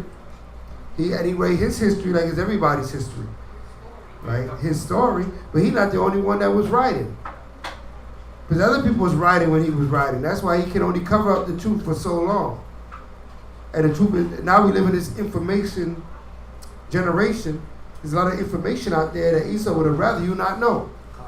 So now he has to try to solidify the information you find. Now you try to make it sound like, oh yeah, you can't believe that though. It's not vetted. No, your information is not vetted. All right, go ahead. So would that be a good point, like trying to teach somebody, like say for instance, when we learn about our history in school, we start from slavery and then it go up.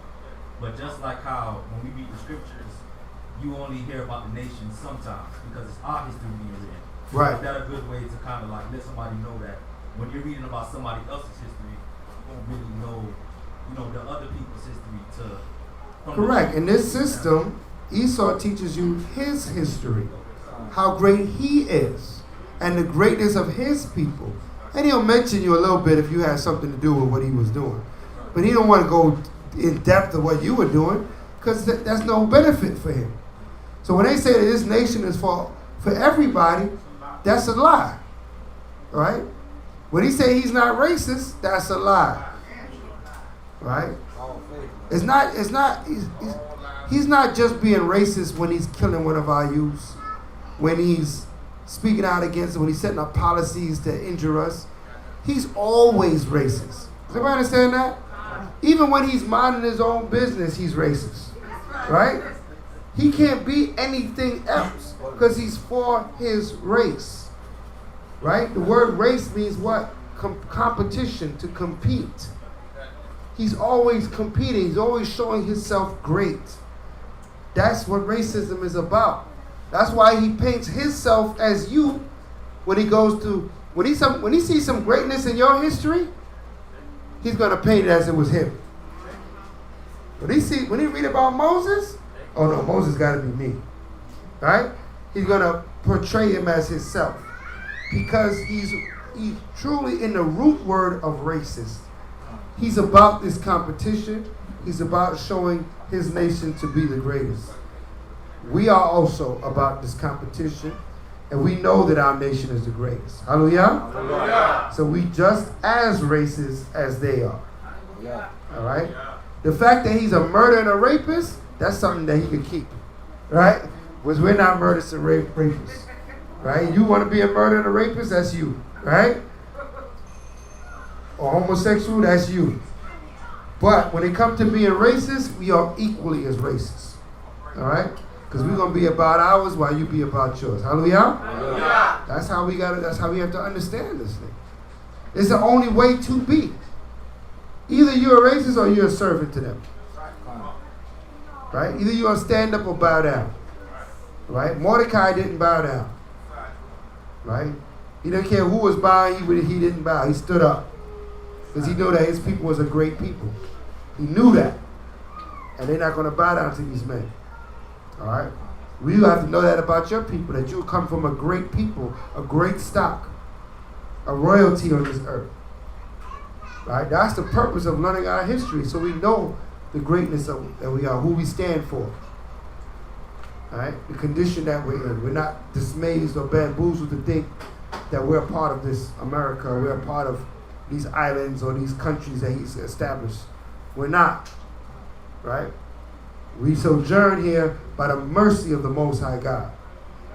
That's the only reason we have life, breath, and a chance, because the Most High is merciful and kind, and he will keep his promise that he made to Abraham, Isaac, and Jacob. That's why we're here still. Right? So let's read on.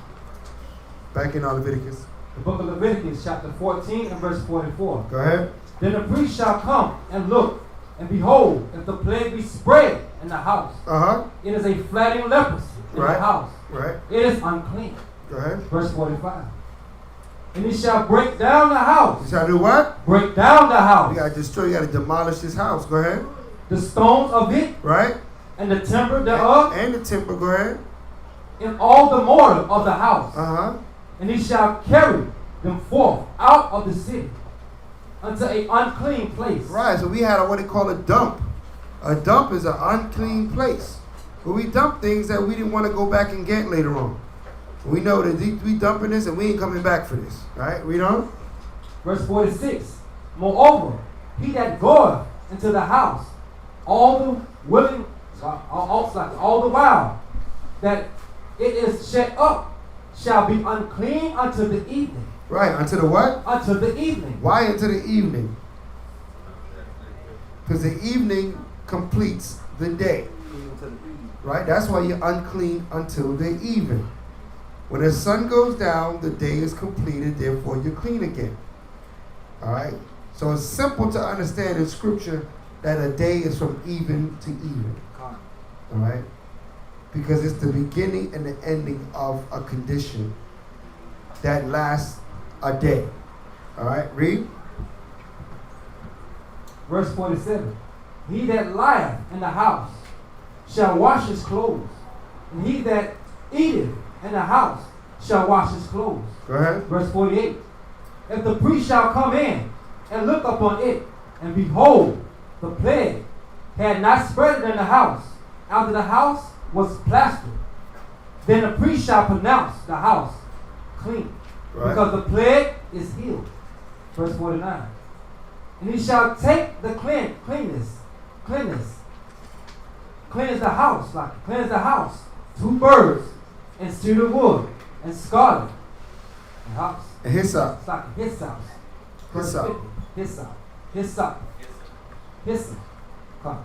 Verse 50. And he shall kill the one of the birds in an earthly vessel over running water. Verse 51. And he shall take the cedar wood and the hyssop and the scarlet and the living bird and dip them in the blood of the slain bird and in the running water, and sprinkle the house 7 times. Verse 52. And he shall cleanse the house with the blood of the bird, and with the running water, and with the living bird, and with the cedar wood, and with the hyssop, and with the scarlet. Verse 53. But he shall let go the living bird out of the city into the open field, and make an atonement for the house, and it shall be clean. Verse 54. This is the law for all manner of plague, of leprosy, and scalp. Verse 55. And for the leprosy of a garment, and of the house. Verse 56. And for a rising, and for a scab, and for a bright spot. Right. 57. To teach when it is unclean, and when it is clean. To teach what? When it is clean and to teach when it is unclean and when it is clean. This is the law of leprosy. Right. So you have to be taught what?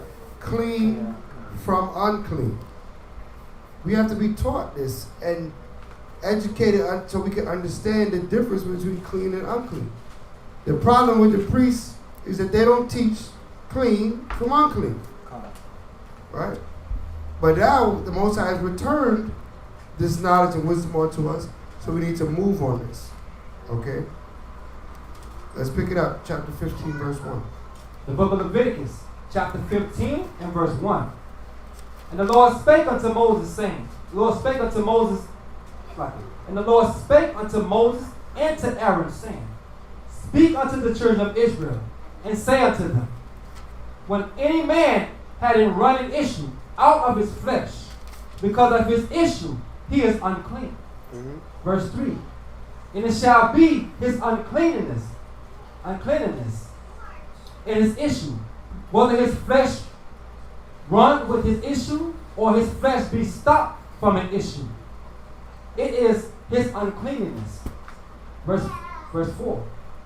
Every bed whereon he layeth that had the issue is unclean, and everything whereon he sitteth shall be unclean. Verse 5. And whosoever touch his bed shall wash his clothes, and bathe himself in water, and be unclean unto the eve. Right. Verse 6. He that sitteth on anything whereon he sat, that he had the issue, shall wash his clothes, and bathe himself in water, and be unclean unto the eve. Verse 7. And he that touches the flesh of him that has the issue shall wash his clothes, and bathe himself in water, and be unclean unto the eve. Right. Verse 8.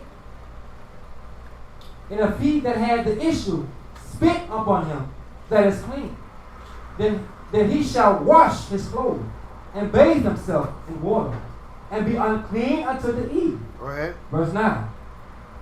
And with the sandals, and what saddle soever he rideth. And what saddle soever he rideth upon that had the issue shall be unclean. Right. And whosoever toucheth anything that was under him shall be unclean. That was where? Under him. Right. Shall be unclean unto the eve. Right. And he that breatheth any of those things, beareth. he that beareth, Yeah. he that beareth any of those things shall wash his clothes and bathe himself in water and be unclean unto the eve. Go ahead. Verse 11. And whomsoever he toucheth that had the issue and had not rinsed his hands his hands in water, right, he shall wash his clothes and bathe himself in water and be unclean unto the eve. Right. Verse 12. And the vessels of earth that have touched in the vessels of earth that have touched it, which the issue shall be broken, and every vessel of wood shall be rinsed in water. Mm-hmm. Verse 13. And when he that had an issue is cleansed of his issue, then he shall number to himself 7 days for his cleanliness, for his cleansing, and wash his clothes, and bathe his flesh in running water. He shall be clean. Go ahead. Verse 14. And on the 8th day he shall take him 2 turtle doves or 2 young pigeons, and come before the Lord unto the door of the tabernacle of the congregation, and give them unto the priest. Verse 15. And the priest shall offer them, the one for a sin offering, and the other for a burnt offering. And the priest shall make an atonement for him before the outer one for his issue. Mm-hmm. Verse 16. Mm-hmm. Now if any man seed or compilation, compilations? Seed of compilation. Compilation. Go ahead. Go out from him, then he shall wash all his flesh in water, and be unclean unto the eve. Mm-hmm. Verse 17. And every garment, and every skin, whereon is the seed of compilations, shall be washed in water, and shall be unclean unto the eve. Go ahead. Verse 18. The woman also, with whom man shall lie with seed of compilation. Read that again, school. The book of Leviticus chapter 15 and verse 18. The man also with I'm thinking about man's life. I'm going ahead and tell. I'm gonna bring it home. I'm gonna bring it home. The book of Leviticus chapter 15 verse 18. The woman also with whom man shall lie with seed of compilation. Mm-hmm. They shall both bathe themselves in water and be unclean unto the eve. All right, so we've dealt with running issues, seed of compilation for a male that has an issue. Right? So what is a running issue? What is a running issue for a male? What does that mean? Bleeding, right? Some sort of discharge in the body, pussing, bleeding, something that's due to some sort of disease or injury of some sort. Okay? It's from a disease or injury of some sort. And once this is going on, you are in an unclean state. You're in an unclean state because what's going on with you, because it's in a liquid form, it can be contagious, right? It also can get on to someone else, and it can pass on to fabrics, and that's why any bed he touched, anything he sat on, everything that he is also unclean. And anybody touch it, they have to wash themselves and then be unclean, contain themselves until that evening, and then they can move on. All right, so this is dealing with those issues. Now, seed of compilation is dealing with intercourse, right? If you have intercourse and seed of compilation go up from the man, then what? The man and the woman that he was laying with are now unclean until the evening. All right, so it's the man that makes the woman unclean in that sense. All right, so we understand that these laws got to be upheld. That's why on the Shabbat, can we have intercourse on Shabbat? Why? It will make you unclean, right? And then you can't convocate. Now, can you say, oh, well, I'm not going to go to service anyway, and so I can have intercourse? Why not? Because what? You say because off. Why not? I'm not going to service. All right, now doing your own pleasures. All right, so there's the laws that stack on why you can't do this thing. It's not just one law. Okay, you may not be going to the convocation, but now you're giving it to your own pleasures, right? On the Shabbat day. Okay, so we know that's not of the Most High. So we can keep going down the line, right? But we don't want to find ourselves, unclean on the Shabbat. But do what we have to do so that we can convocate and we can come together. You have all 6 working days for that.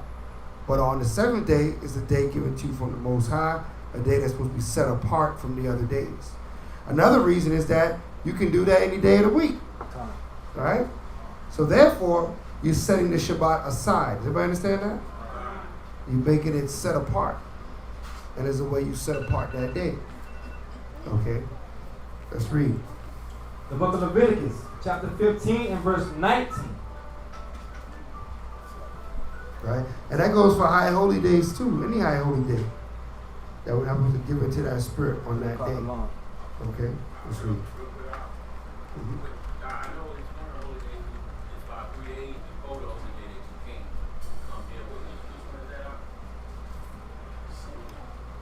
Well, in the history, in Purim, they said they went out of their wives 3 days because they were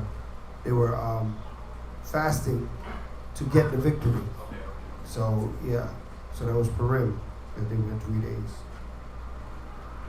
Go ahead. But they were not going at their wives because they were fasting. So that brings up another point. If you fasting and praying, if you give yourself over to fasting, you cannot be fasting and having intercourse. Does everybody understand that? Because you make yourself unclean during your fast. Okay, so it's fasting from food, yes, but during your fast, you should be having intercourse as well. All right?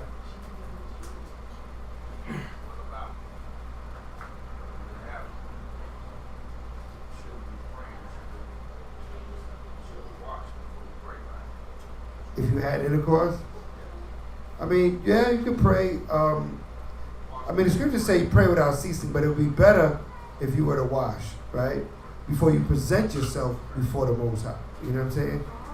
Before you present yourself before the Most High. You should present yourself clean before the Most High, right? Physically clean. But you're still in an unclean state until the even, if that makes sense, right? So you're not spiritually clean until you're spiritually clean. But anytime you want to present yourself before the Most High, you should present yourself in a clean state. But there's no time that you cannot pray. You can pray anytime. Prayer is how we communicate to the Most High. Scriptures say pray without ceasing, right? So we always can pray, right? But if you're going to present yourself, go into the scriptures and everything, you should be clean. Okay? All right. The book of Leviticus, chapter 15 and verse 19. Uh-huh. And if a woman have an issue, and her issue in her flesh be blood, right? She shall be put apart 7 days. Right. And whosoever touches her shall be unclean unto the eve. Right. So she having a cycle. She's put apart 7 days. Anybody touch her, you be unclean to that even. Read on. Verse 20. And everything that she laugh upon, and her separation shall be unclean. Right. Everything also that she sitteth upon shall be unclean. Go ahead. Verse 21. Whosoever touches her bed, shall wash his clothes and bathe himself in water, and be unclean unto the eve. Right. Verse 22. And whosoever touches anything that she sit upon shall wash his clothes and bathe himself in water, and be unclean unto the eve. Go ahead. Verse 23. And if it be on her bed, or on anything whereon she sitteth, Right. when he toucheth it, he shall be unclean unto the eve. Verse 24.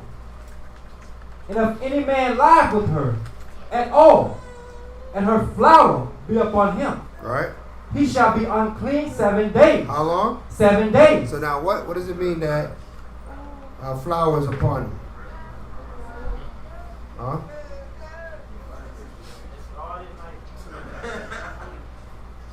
I just want to make y'all feel uncomfortable answering the question. Right? So it means that her blood got on you, right? You're now unclean for 7 days also. All right? Nobody asked the question. I was like, That's all it means, right? A blood came down on you, or you got in contact with the actual blood, then you also will be unclean 7 days. Question about the lady who had a blood problem. Yeah. And such as the hem of Mashiach's clothes. Mm-hmm. Did she make him unclean? Nah, I don't think you could make the Mashiach unclean. That's a high level right there. All right? He actually made her clean. Right? So he made her clean. You talking about another level right there. Right? He's not like us. Right? But what ended up happening to her, she was made clean the time she touched the garment. Right? Now, if a woman that's unclean touch your garment, are you going to make her clean? You got no such power, brother. All right? When you got that power, we can talk about it. You know what I mean? We can say, oh, man, brother got that power. All right, let's read. The book of Leviticus, chapter 15 and verse 24. If any man lie with her at all, and her flower be upon him, he shall be unclean 7 days. Go ahead. And all the bed whereon he lied shall be unclean. Go ahead. Verse 25. And if a woman have an issue of her blood many days out of the time of her separation. Many days out of the time of her separation. How long is the time of her separation? 7 days. So now if she's still bleeding after 7 days, read on. All the days of the issue of her uncleanness shall be as the days of her separation. Right, so she continues in the unclean state. The 7 day pass, say she's been on the 8th day, she's still unclean. The 9th day, she's still unclean. 10th day, she's still unclean. Read on. She shall be as the days of her separation. She shall be unclean. Right. Verse 26. Every bed whereon she lieth, all the days of her issue shall be unto her as the bed of her separation. Right. And whatsoever, whosoever, and whosoever she sitteth upon, sitteth upon shall be unclean. As the uncleanness. Oh, sorry, I'm telling you, it was whatsoever. Sorry. She sit upon shall be unclean. Go ahead. The book of Leviticus, chapter 15 and verse 26. Yeah. Every bed whereon she lieth, all the days of her issue shall be unto her as the bed of her separation. And whatsoever she sitteth upon shall be unclean, as the uncleanness of her separation. 27, man. Verse 27. And whosoever toucheth those things shall be unclean, and shall wash his clothes, and bathe himself in water, and be unclean unto the eve. Right. Verse 28. But if she be cleansed of her issue, then she shall number to herself 7 days. How many days? 7 days. So what does this mean? Let's say she's unclean 3 days outside the day of her separation. She was unclean for 10 days. And on the 11th day, she no longer was bleeding. What does she do now? She has to now count 7 days. Because she's outside of her normal separation days. Does everybody understand that? So now she has to count 7 days from that day that she would find herself clean. All right, read on. The book of Leviticus, chapter 15 and verse 28. But if she be cleansed of her issue, then she shall number to herself 7 days, and after that she shall be clean. Right. Verse 29. And on the 8th day she shall take unto her 2 turtles, or 2 young pigeons, and bring them unto the priest, to the door of the tabernacle of the congregation. Verse 30. And the priest shall offer the one for a sin offering, and the other for a burnt offering. And the priest shall make an atonement for her before the Lord, for the issue of her uncleanness. Read on. Verse 31. Thus shall ye separate the children of Israel from the uncleanness. From their uncleanness. From their uncleanness. Mm-hmm. That they die not in their uncleanness, when they defile my tabernacle, that this is among them. Right. So that they don't die in their uncleanness. Because the children of Israel sometime will be unclean. But you don't want to die in your uncleanness by not acknowledging your uncleanness. You have to acknowledge when you're unclean and then move accordingly. Maury? Just real quick, it was in 26, but it says bed of her separation. Should she have her own little bed during this time? Like Absolutely. Okay. If you can afford to do so, let's talk about that. Right? In order to keep this law properly, you literally would have to have another bed. Right? If you're in that situation that you can do so, then you do so. You have a bed of her separation, and she will lay in that bed during her separation. This way, you wouldn't be unclean every day. Right? Or your bed would not be unclean. If you share a bed with her, would not be unclean. If she have her own place, right? Depends on the dynamic of the living arrangement. Then she could have her bed, when she's during a time of separation, you just don't touch her bed, right? But if you are cohabiting one place, then she need like another, if it be possible. Now, we living in, shacks and huts nowadays, right? They call them apartments and small places, so we may not have that ability. But if you have the ability to do so, it is told to do so, that she has her bed of separation. You will see in a lot of homes, they would actually have that. Have you ever been to homes of so-called Jewish people? They have a separate bed in a separate room for the time of her separation. You know what I mean? So that there's no confusion, and that they can stay clean. You know what I mean? So it's definitely something, if you can establish it, you should establish it.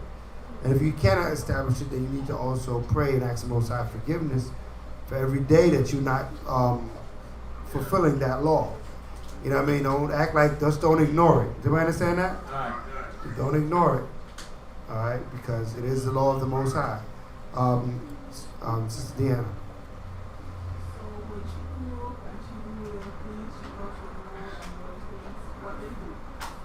Could you help me out with She cook and she clean, she touch the door and stuff like that. What does he do? Right, that's what you pray. You pray, you pray. That's why we always had to ask for forgiveness. Right? That's exactly right. Because in our time, we would have a place for her to go. Right? When she's unclean. And when she's back being clean, she come back. But if we don't have that means, right, then we what? We make sure that we always ask the Most High for forgiveness.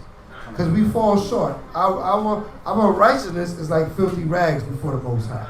Does everybody understand that? No one is sitting up here thinking they're keeping this law to the letter. We're not in that position to do so. And if those of us that are, we just do as much as we can do. Right? Give me Judges 5 and 11. And also going to get Romans 6 and 19. But somebody else had their hand up? Yeah, I just had one more. So now, she's unclean, but she touched you. She hugged you. Y'all going out, y'all vibing. But she's unclean. Does that make you unclean? Yes. At that very moment too? Yes. And just to know, so you know what to do later on that day. You unclean to even those different things. You see what I'm saying?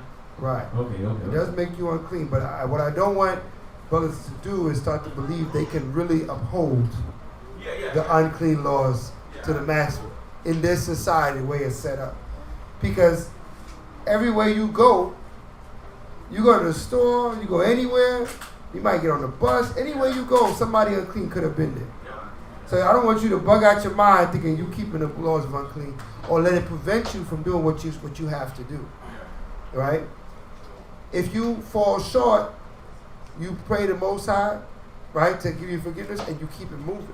and keep up the responsibilities that you have, and not call uncleanliness as a way out of your responsibilities. Everybody understand that? Because you still have things that you need to handle and take care of. Right? Read that. This is the book of Judges, chapter 5 and verse 11.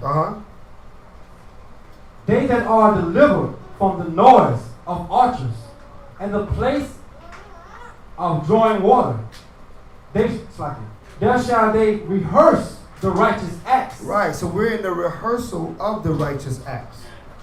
Right? We're not going to be perfect in the law here. That's why when Mosai brought us out of here to bring us out of Egypt, in order for us to even begin to keep the commandments of the Most High. Right now, we still in Egypt. Everybody understand that? We still in the enemy lines. Yes, we are aware of these laws, and we keep it to the best of our ability. We create a culture in our homes and our lives that we practice these laws, the best we can. But if we fall short, that's when we turn to the Most High, and through Mashiach Yahweh, we ask for forgiveness, right? Because we are going to fall short. That's why Scripture say, any man say he have no sin, he is a liar. And we make the faith of Yahweh of none effect. Because you're saying, oh no, I keep all these laws. No, you don't. Right? But you are observing them and trying your best to keep them the best that you can. All right? Give me Romans 6 and 19. The uncleanness that we have to worry about is the uncleanness of sin. Right? There's an uncleanness that comes about nature.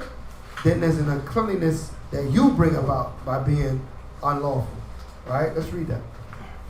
The book of Romans, chapter 6 and verse 19. I speak after the manner of men. Right? Because of the infirmities of your flesh. The infirmities of your flesh. Go ahead. For as ye have yielded your members, your members servants. Read that again from the top. The book of Romans, chapter 6, verse 19. I speak after the manner of men, right? Because of their infirmities. Go ahead. Of your flesh. Infirmities means your weakness. Of the weakness of your flesh. I speak to man because we know you in the flesh and you're weak. Right? Read on. For as ye have yielded your members. As you have yielded your members, meaning the members of your body, as you yield your bodies, mean you've given your bodies over to what? Uncleanness. Uncleanliness. Go ahead. And to iniquity. And to what? Iniquity. So this is a different type of uncleanness. This is uncleanness and iniquity. Read on. Unto iniquities. Go ahead. Even so now, yield your members servants to righteousness. To what? To righteousness. So just as we gave ourselves over to a life of uncleanness and iniquity, now we're giving ourselves over to a life of righteousness and cleanliness, right? But in the process, we're in that infirmity. We're in that flesh. We're in bodies. We're in the time. We're in a nation that is hard to keep the laws and commandments of the Most High. But we still want to put up that defense. We're going to put up that resistance. Hallelujah? Yeah. Read on. Unto holiness. Unto what? Unto holiness. Go ahead. Verse 20. For when you were the servants of sin. When you was what? The servants of sin. So you see the difference? At one time we were the servants of sin. We did these things and we had no conscience of it. Right? We laid in the bed, whatever, flowers, no flower, didn't matter. Right? We totally ignored clean and unclean. We can't keep moving that way. We have to make provisions for this. Okay? We got to make provisions. We can't just keep moving like it doesn't happen. Right? That's when we live that sinful life. Right? Read on. You were free from righteousness. You were what? Free from righteousness. Right. You were free from righteousness. Right? Meaning that righteousness was not even on your mind. You had your own set of laws in your head. Right? Go ahead. Verse 21. What fruit had ye then in those things? What you got out of that? He said, what fruit have ye then of those things? How was life for you when you was free from righteousness? Did you feel protected? Did everything go your way? Right? Or did you receive the punishments of your sin just ignorantly? We received the punishment of our sin even though we didn't know we were doing wrong. We still received the punishment. Right? So here he's showing us like, look, now you know better, you do better. Right? You can't keep moving like you was moving before. Go ahead. What fruit had ye then in those things? Go ahead. Whereof ye are now ashamed. Now you're ashamed of those things they used to do. You think it back, you look at read these laws, you're like, man, I remember when, man, we didn't care about these things. And you could be ashamed of these things. Right? Go ahead. For the end of those things is death. Is what? Is death. And that's why we have to pay attention. Because the ends of those works, how we was, what we used to do, the end of those ways are death. Because they were full of sin. But now the Most High has called us back to His glorious light. He showed us clean and unclean. We make provisions for it. Hallelujah? Hallelujah. Right? So you have rules in your house. If somebody's unclean, they don't cook for the house. Right? They unclean. Right? You do what you can do to pay homage to these things. Right? That's the time where they set away. They don't have to do certain chores because they're unclean. All right? And then when they get back, then they get back. You know what I mean? Things like that. If you have space, they may have a bed of uncleanliness, better separation. Go put that bed up. And when they unclean, they over there. All right? The fact that we both touch the doorknob, we ask for Most High forgiveness for. The fact that we may both use the same bathroom, right? I don't know how many bathrooms you got in your house. That you ask the Most High forgiveness for, but at least if you could put the bed, you could show the Most High that you're trying to keep His laws, statutes, commandments. Everybody understand that? That's the mentality you got to have going into this. Not that you're going to fulfill, because otherwise you're going to be like how the Christians say, I can't keep it, let me not keep none of it. Let me ignore all the laws. That ain't going to yield. That lifestyle, the end of that lifestyle is what? Death. We just read that.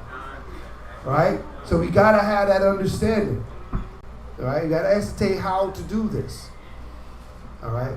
And I can't come in your house and say, everybody has to do their best. Right? To fulfill this. Right? It might be easier for some than others. If you and your wife don't have the same household, then it's easy. So go over there during that time, and you got to worry about none of that stuff. Right? But if you do live there, then it gets a little bit more tricky. Maybe you might share the same vehicle. What she can't drive in the car now? You know what I'm saying? So you got to make sure you're using wisdom. All right? Don't be over righteous. That's right. All right. But it's not necessarily a sin unless you go to the congregation knowingly that you're unclean, right? Correct. Being unclean is not a sin. Absolutely. But sometimes you may be needed at the congregation. Are you going to say, my wife sat in the car, I'm not going to go to the congregation? Most I ain't going to hear that. If you got responsibilities, you got to weigh that in your wisdom. You got to weigh that in your wisdom. Better you repent for it and handle your business as a man that has put yourself as a especially if you are a priest or a captain or a soldier or an officer of the Most High. You have to do what you have to do for the Most High. Does everybody understand that? Can't be caught missing. I had to get on a bus. I think a lady was unclean. I ain't going to make it because I don't want to sin. No, you already in the sin when you woke up. All right?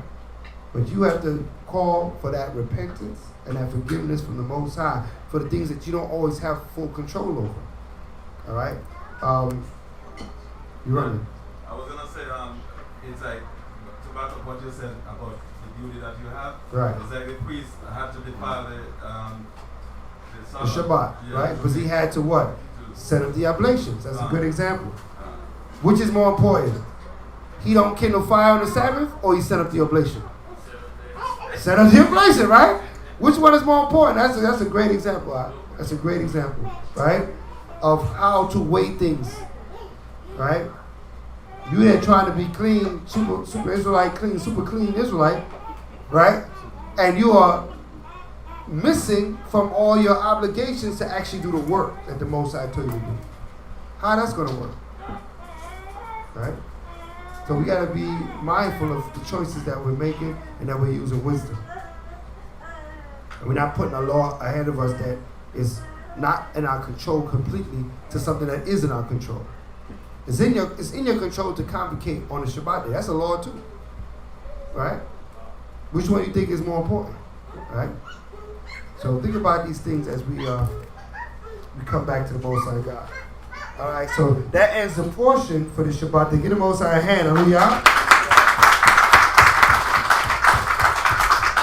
It was a long portion, a lot of information. The wrong chapters, huh? On down to 33. I'm sorry, that's not 33? You didn't read 33? No, Salaki, I thought you read 33. Salaki, we're not done yet. Where you at? Where we at? 31, right? 31. Okay, 2 more verses. Salaki. The book of Leviticus, chapter 15 and verse 31. Uh-huh. Thus shall ye separate the children of Israel from their uncleanness, that they die not in their uncleanness, when they defile my tabernacle that is among them. Go ahead. Verse 32. This is the law of him that had an issue, and of him whose seed go forth from him is the foul therewith. Go ahead. Verse 33. And of her that is sick of her flowers, and of him that had an issue of the man, and of the woman, and of him that lieth with her that is unclean. Right, so just sums up the law towards the last 2 verses. This is what you just read. This is the knowledge that you obtained. The knowledge you obtained was understanding how to deal with the separation of uncleanliness. What you can and cannot do, how long you're unclean, and things of that sort. Which is knowledge, wisdom, and understanding that we must move forward with and pay homage to and show ourselves obedient, to the best of our abilities. All right. Now we have ended the portion, and we're going to set up the announcements and then the closing prayers. Captain, you got announcements? Cut. Shalom Israel. Shalom. Shalom Israel. Shalom. Shalom. I want to say all praise to the power of the Abrahamites and Jacob and show you his mercy endure forever. The first thing I want to say, do have any new visitors that's coming to Eli Zion for the first time. All praise to the Most High for all the brothers and sisters that are still here. That's what I want to say. All praise. Alright. The second thing, I want to say that next week on April 24th at 11 a.m. we're going to be having a fundraising and yard sale for the school next Sunday.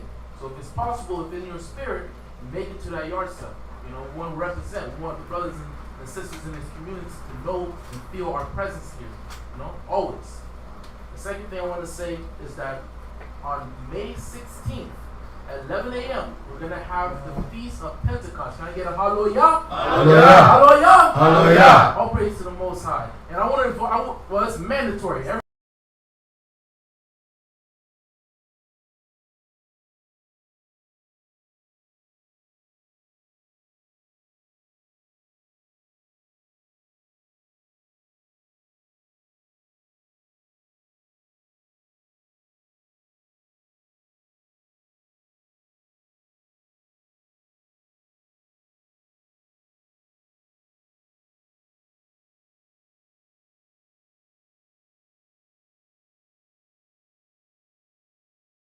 That you be there on May 16th at 11 a.m. All praise to the Most High. The next thing I want to say, give generously, Israel, give generously. The lights are not on by themselves. The water is not going by itself. I want to pray to Heavenly Father that a lot of the brothers, if it be in your spirit, give generously. And our cash app is money sign BLOZ. So all praise to the Most High. Let's give a hand to the Most High. Hallelujah.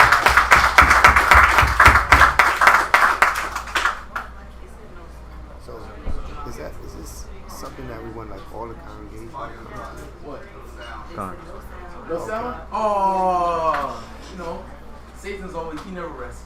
No audio, you said? No, it's Yeah, good. no audio. It's good. It's good. It's good now? Con. Okay. Can you hear us online? Con, Satan never rests. Alright, so, okay, it's fixed. Alright. So, did they have announcements? The captain didn't want them to hear this. People online. Oh, okay. Okay, I'll let y'all guys do it. So, you want to make that announcement? You want to do that?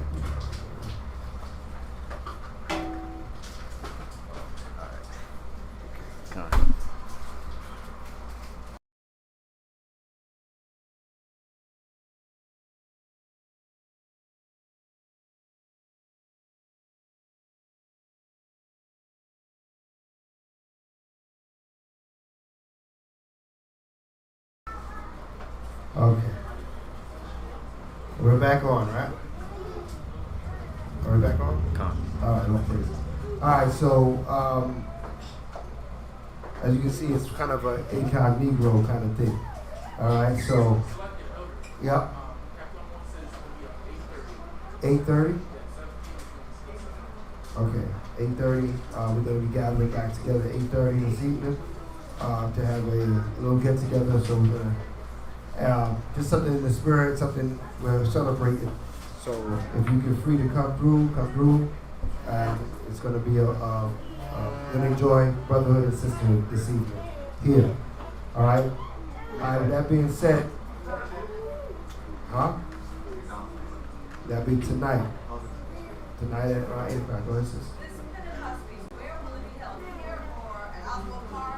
We usually have a park for Pentecost. We're trying to do so this year. If the powers that be allow us to do so, we will be at a park. If not, we might be in this parking lot. But it's always something that we hold outside. It's an outdoor event. Alright.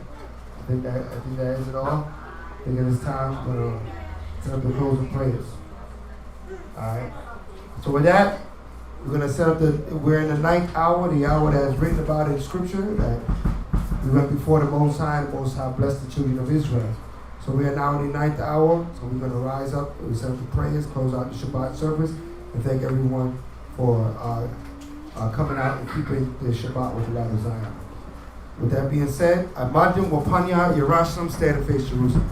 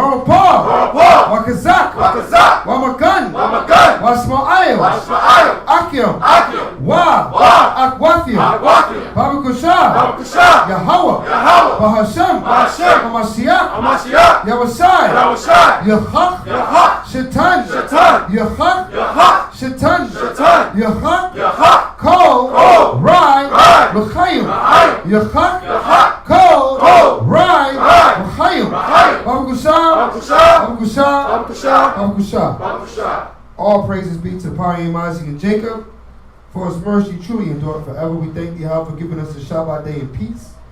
We ask you, Yahweh, to bless, heal, protect, and watch over the brothers and sisters of Yasharala. We also ask you, Yahweh, to rid us from all evil spirits, to destroy Satan from the midst of us, to put a hedge around each and every one of our households, that Satan may not break through nor steal nor get any victory against the children of Yasharala. Heavenly Father, we pray that thou continue to bless Israel by waking us up in these last days. All those that have not heard thy word yet, let them hear thy word by the mouth of thy prophets. Repent and come in quickly, for the time of our redemption and our deliverance is at hand. Continue to be merciful unto us, O Yahweh, unto thy little sanctuary, the light of Zion, and to all of the little sanctuaries throughout the four corners of the earth, and continue to enrich in us a right spirit as we go forth to keep thy commandments, as we analyze thy word, as we learn of thee, creating us a spirit of obedience and righteousness, that we might perform thy will well before thy sight. All this we ask it in the name of thy Son, Hamashiach Yahushua.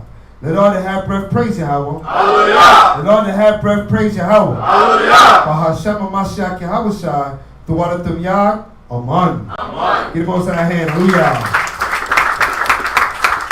In the mouth of babes, Yahweh perfected praise. In the mouth of babes, Yahweh perfected praise. In the mouth of babes, Yahweh perfected praise. Hallelujah, hallelujah. Oh yeah. In the mouth of babes, Yahweh perfected praise. In the mouth of babes, Yahweh perfected praise. In the mouth of babes, Yahweh perfected praise. Hallelujah, hallelujah. Glory, glory, glory. Glory, glory, hallelujah, hallelujah, yeah. What kind to be a ruler? Hallelujah, right before me, I don't think so nothing. Let's go. Glory, glory, hallelujah, hallelujah, yeah. Be a ruler. Right before me, while we sing so morning. While we sing so morning. While we sing so morning.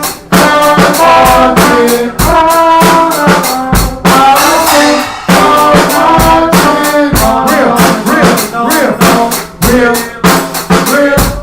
And how it's not good to me. Hallelujah.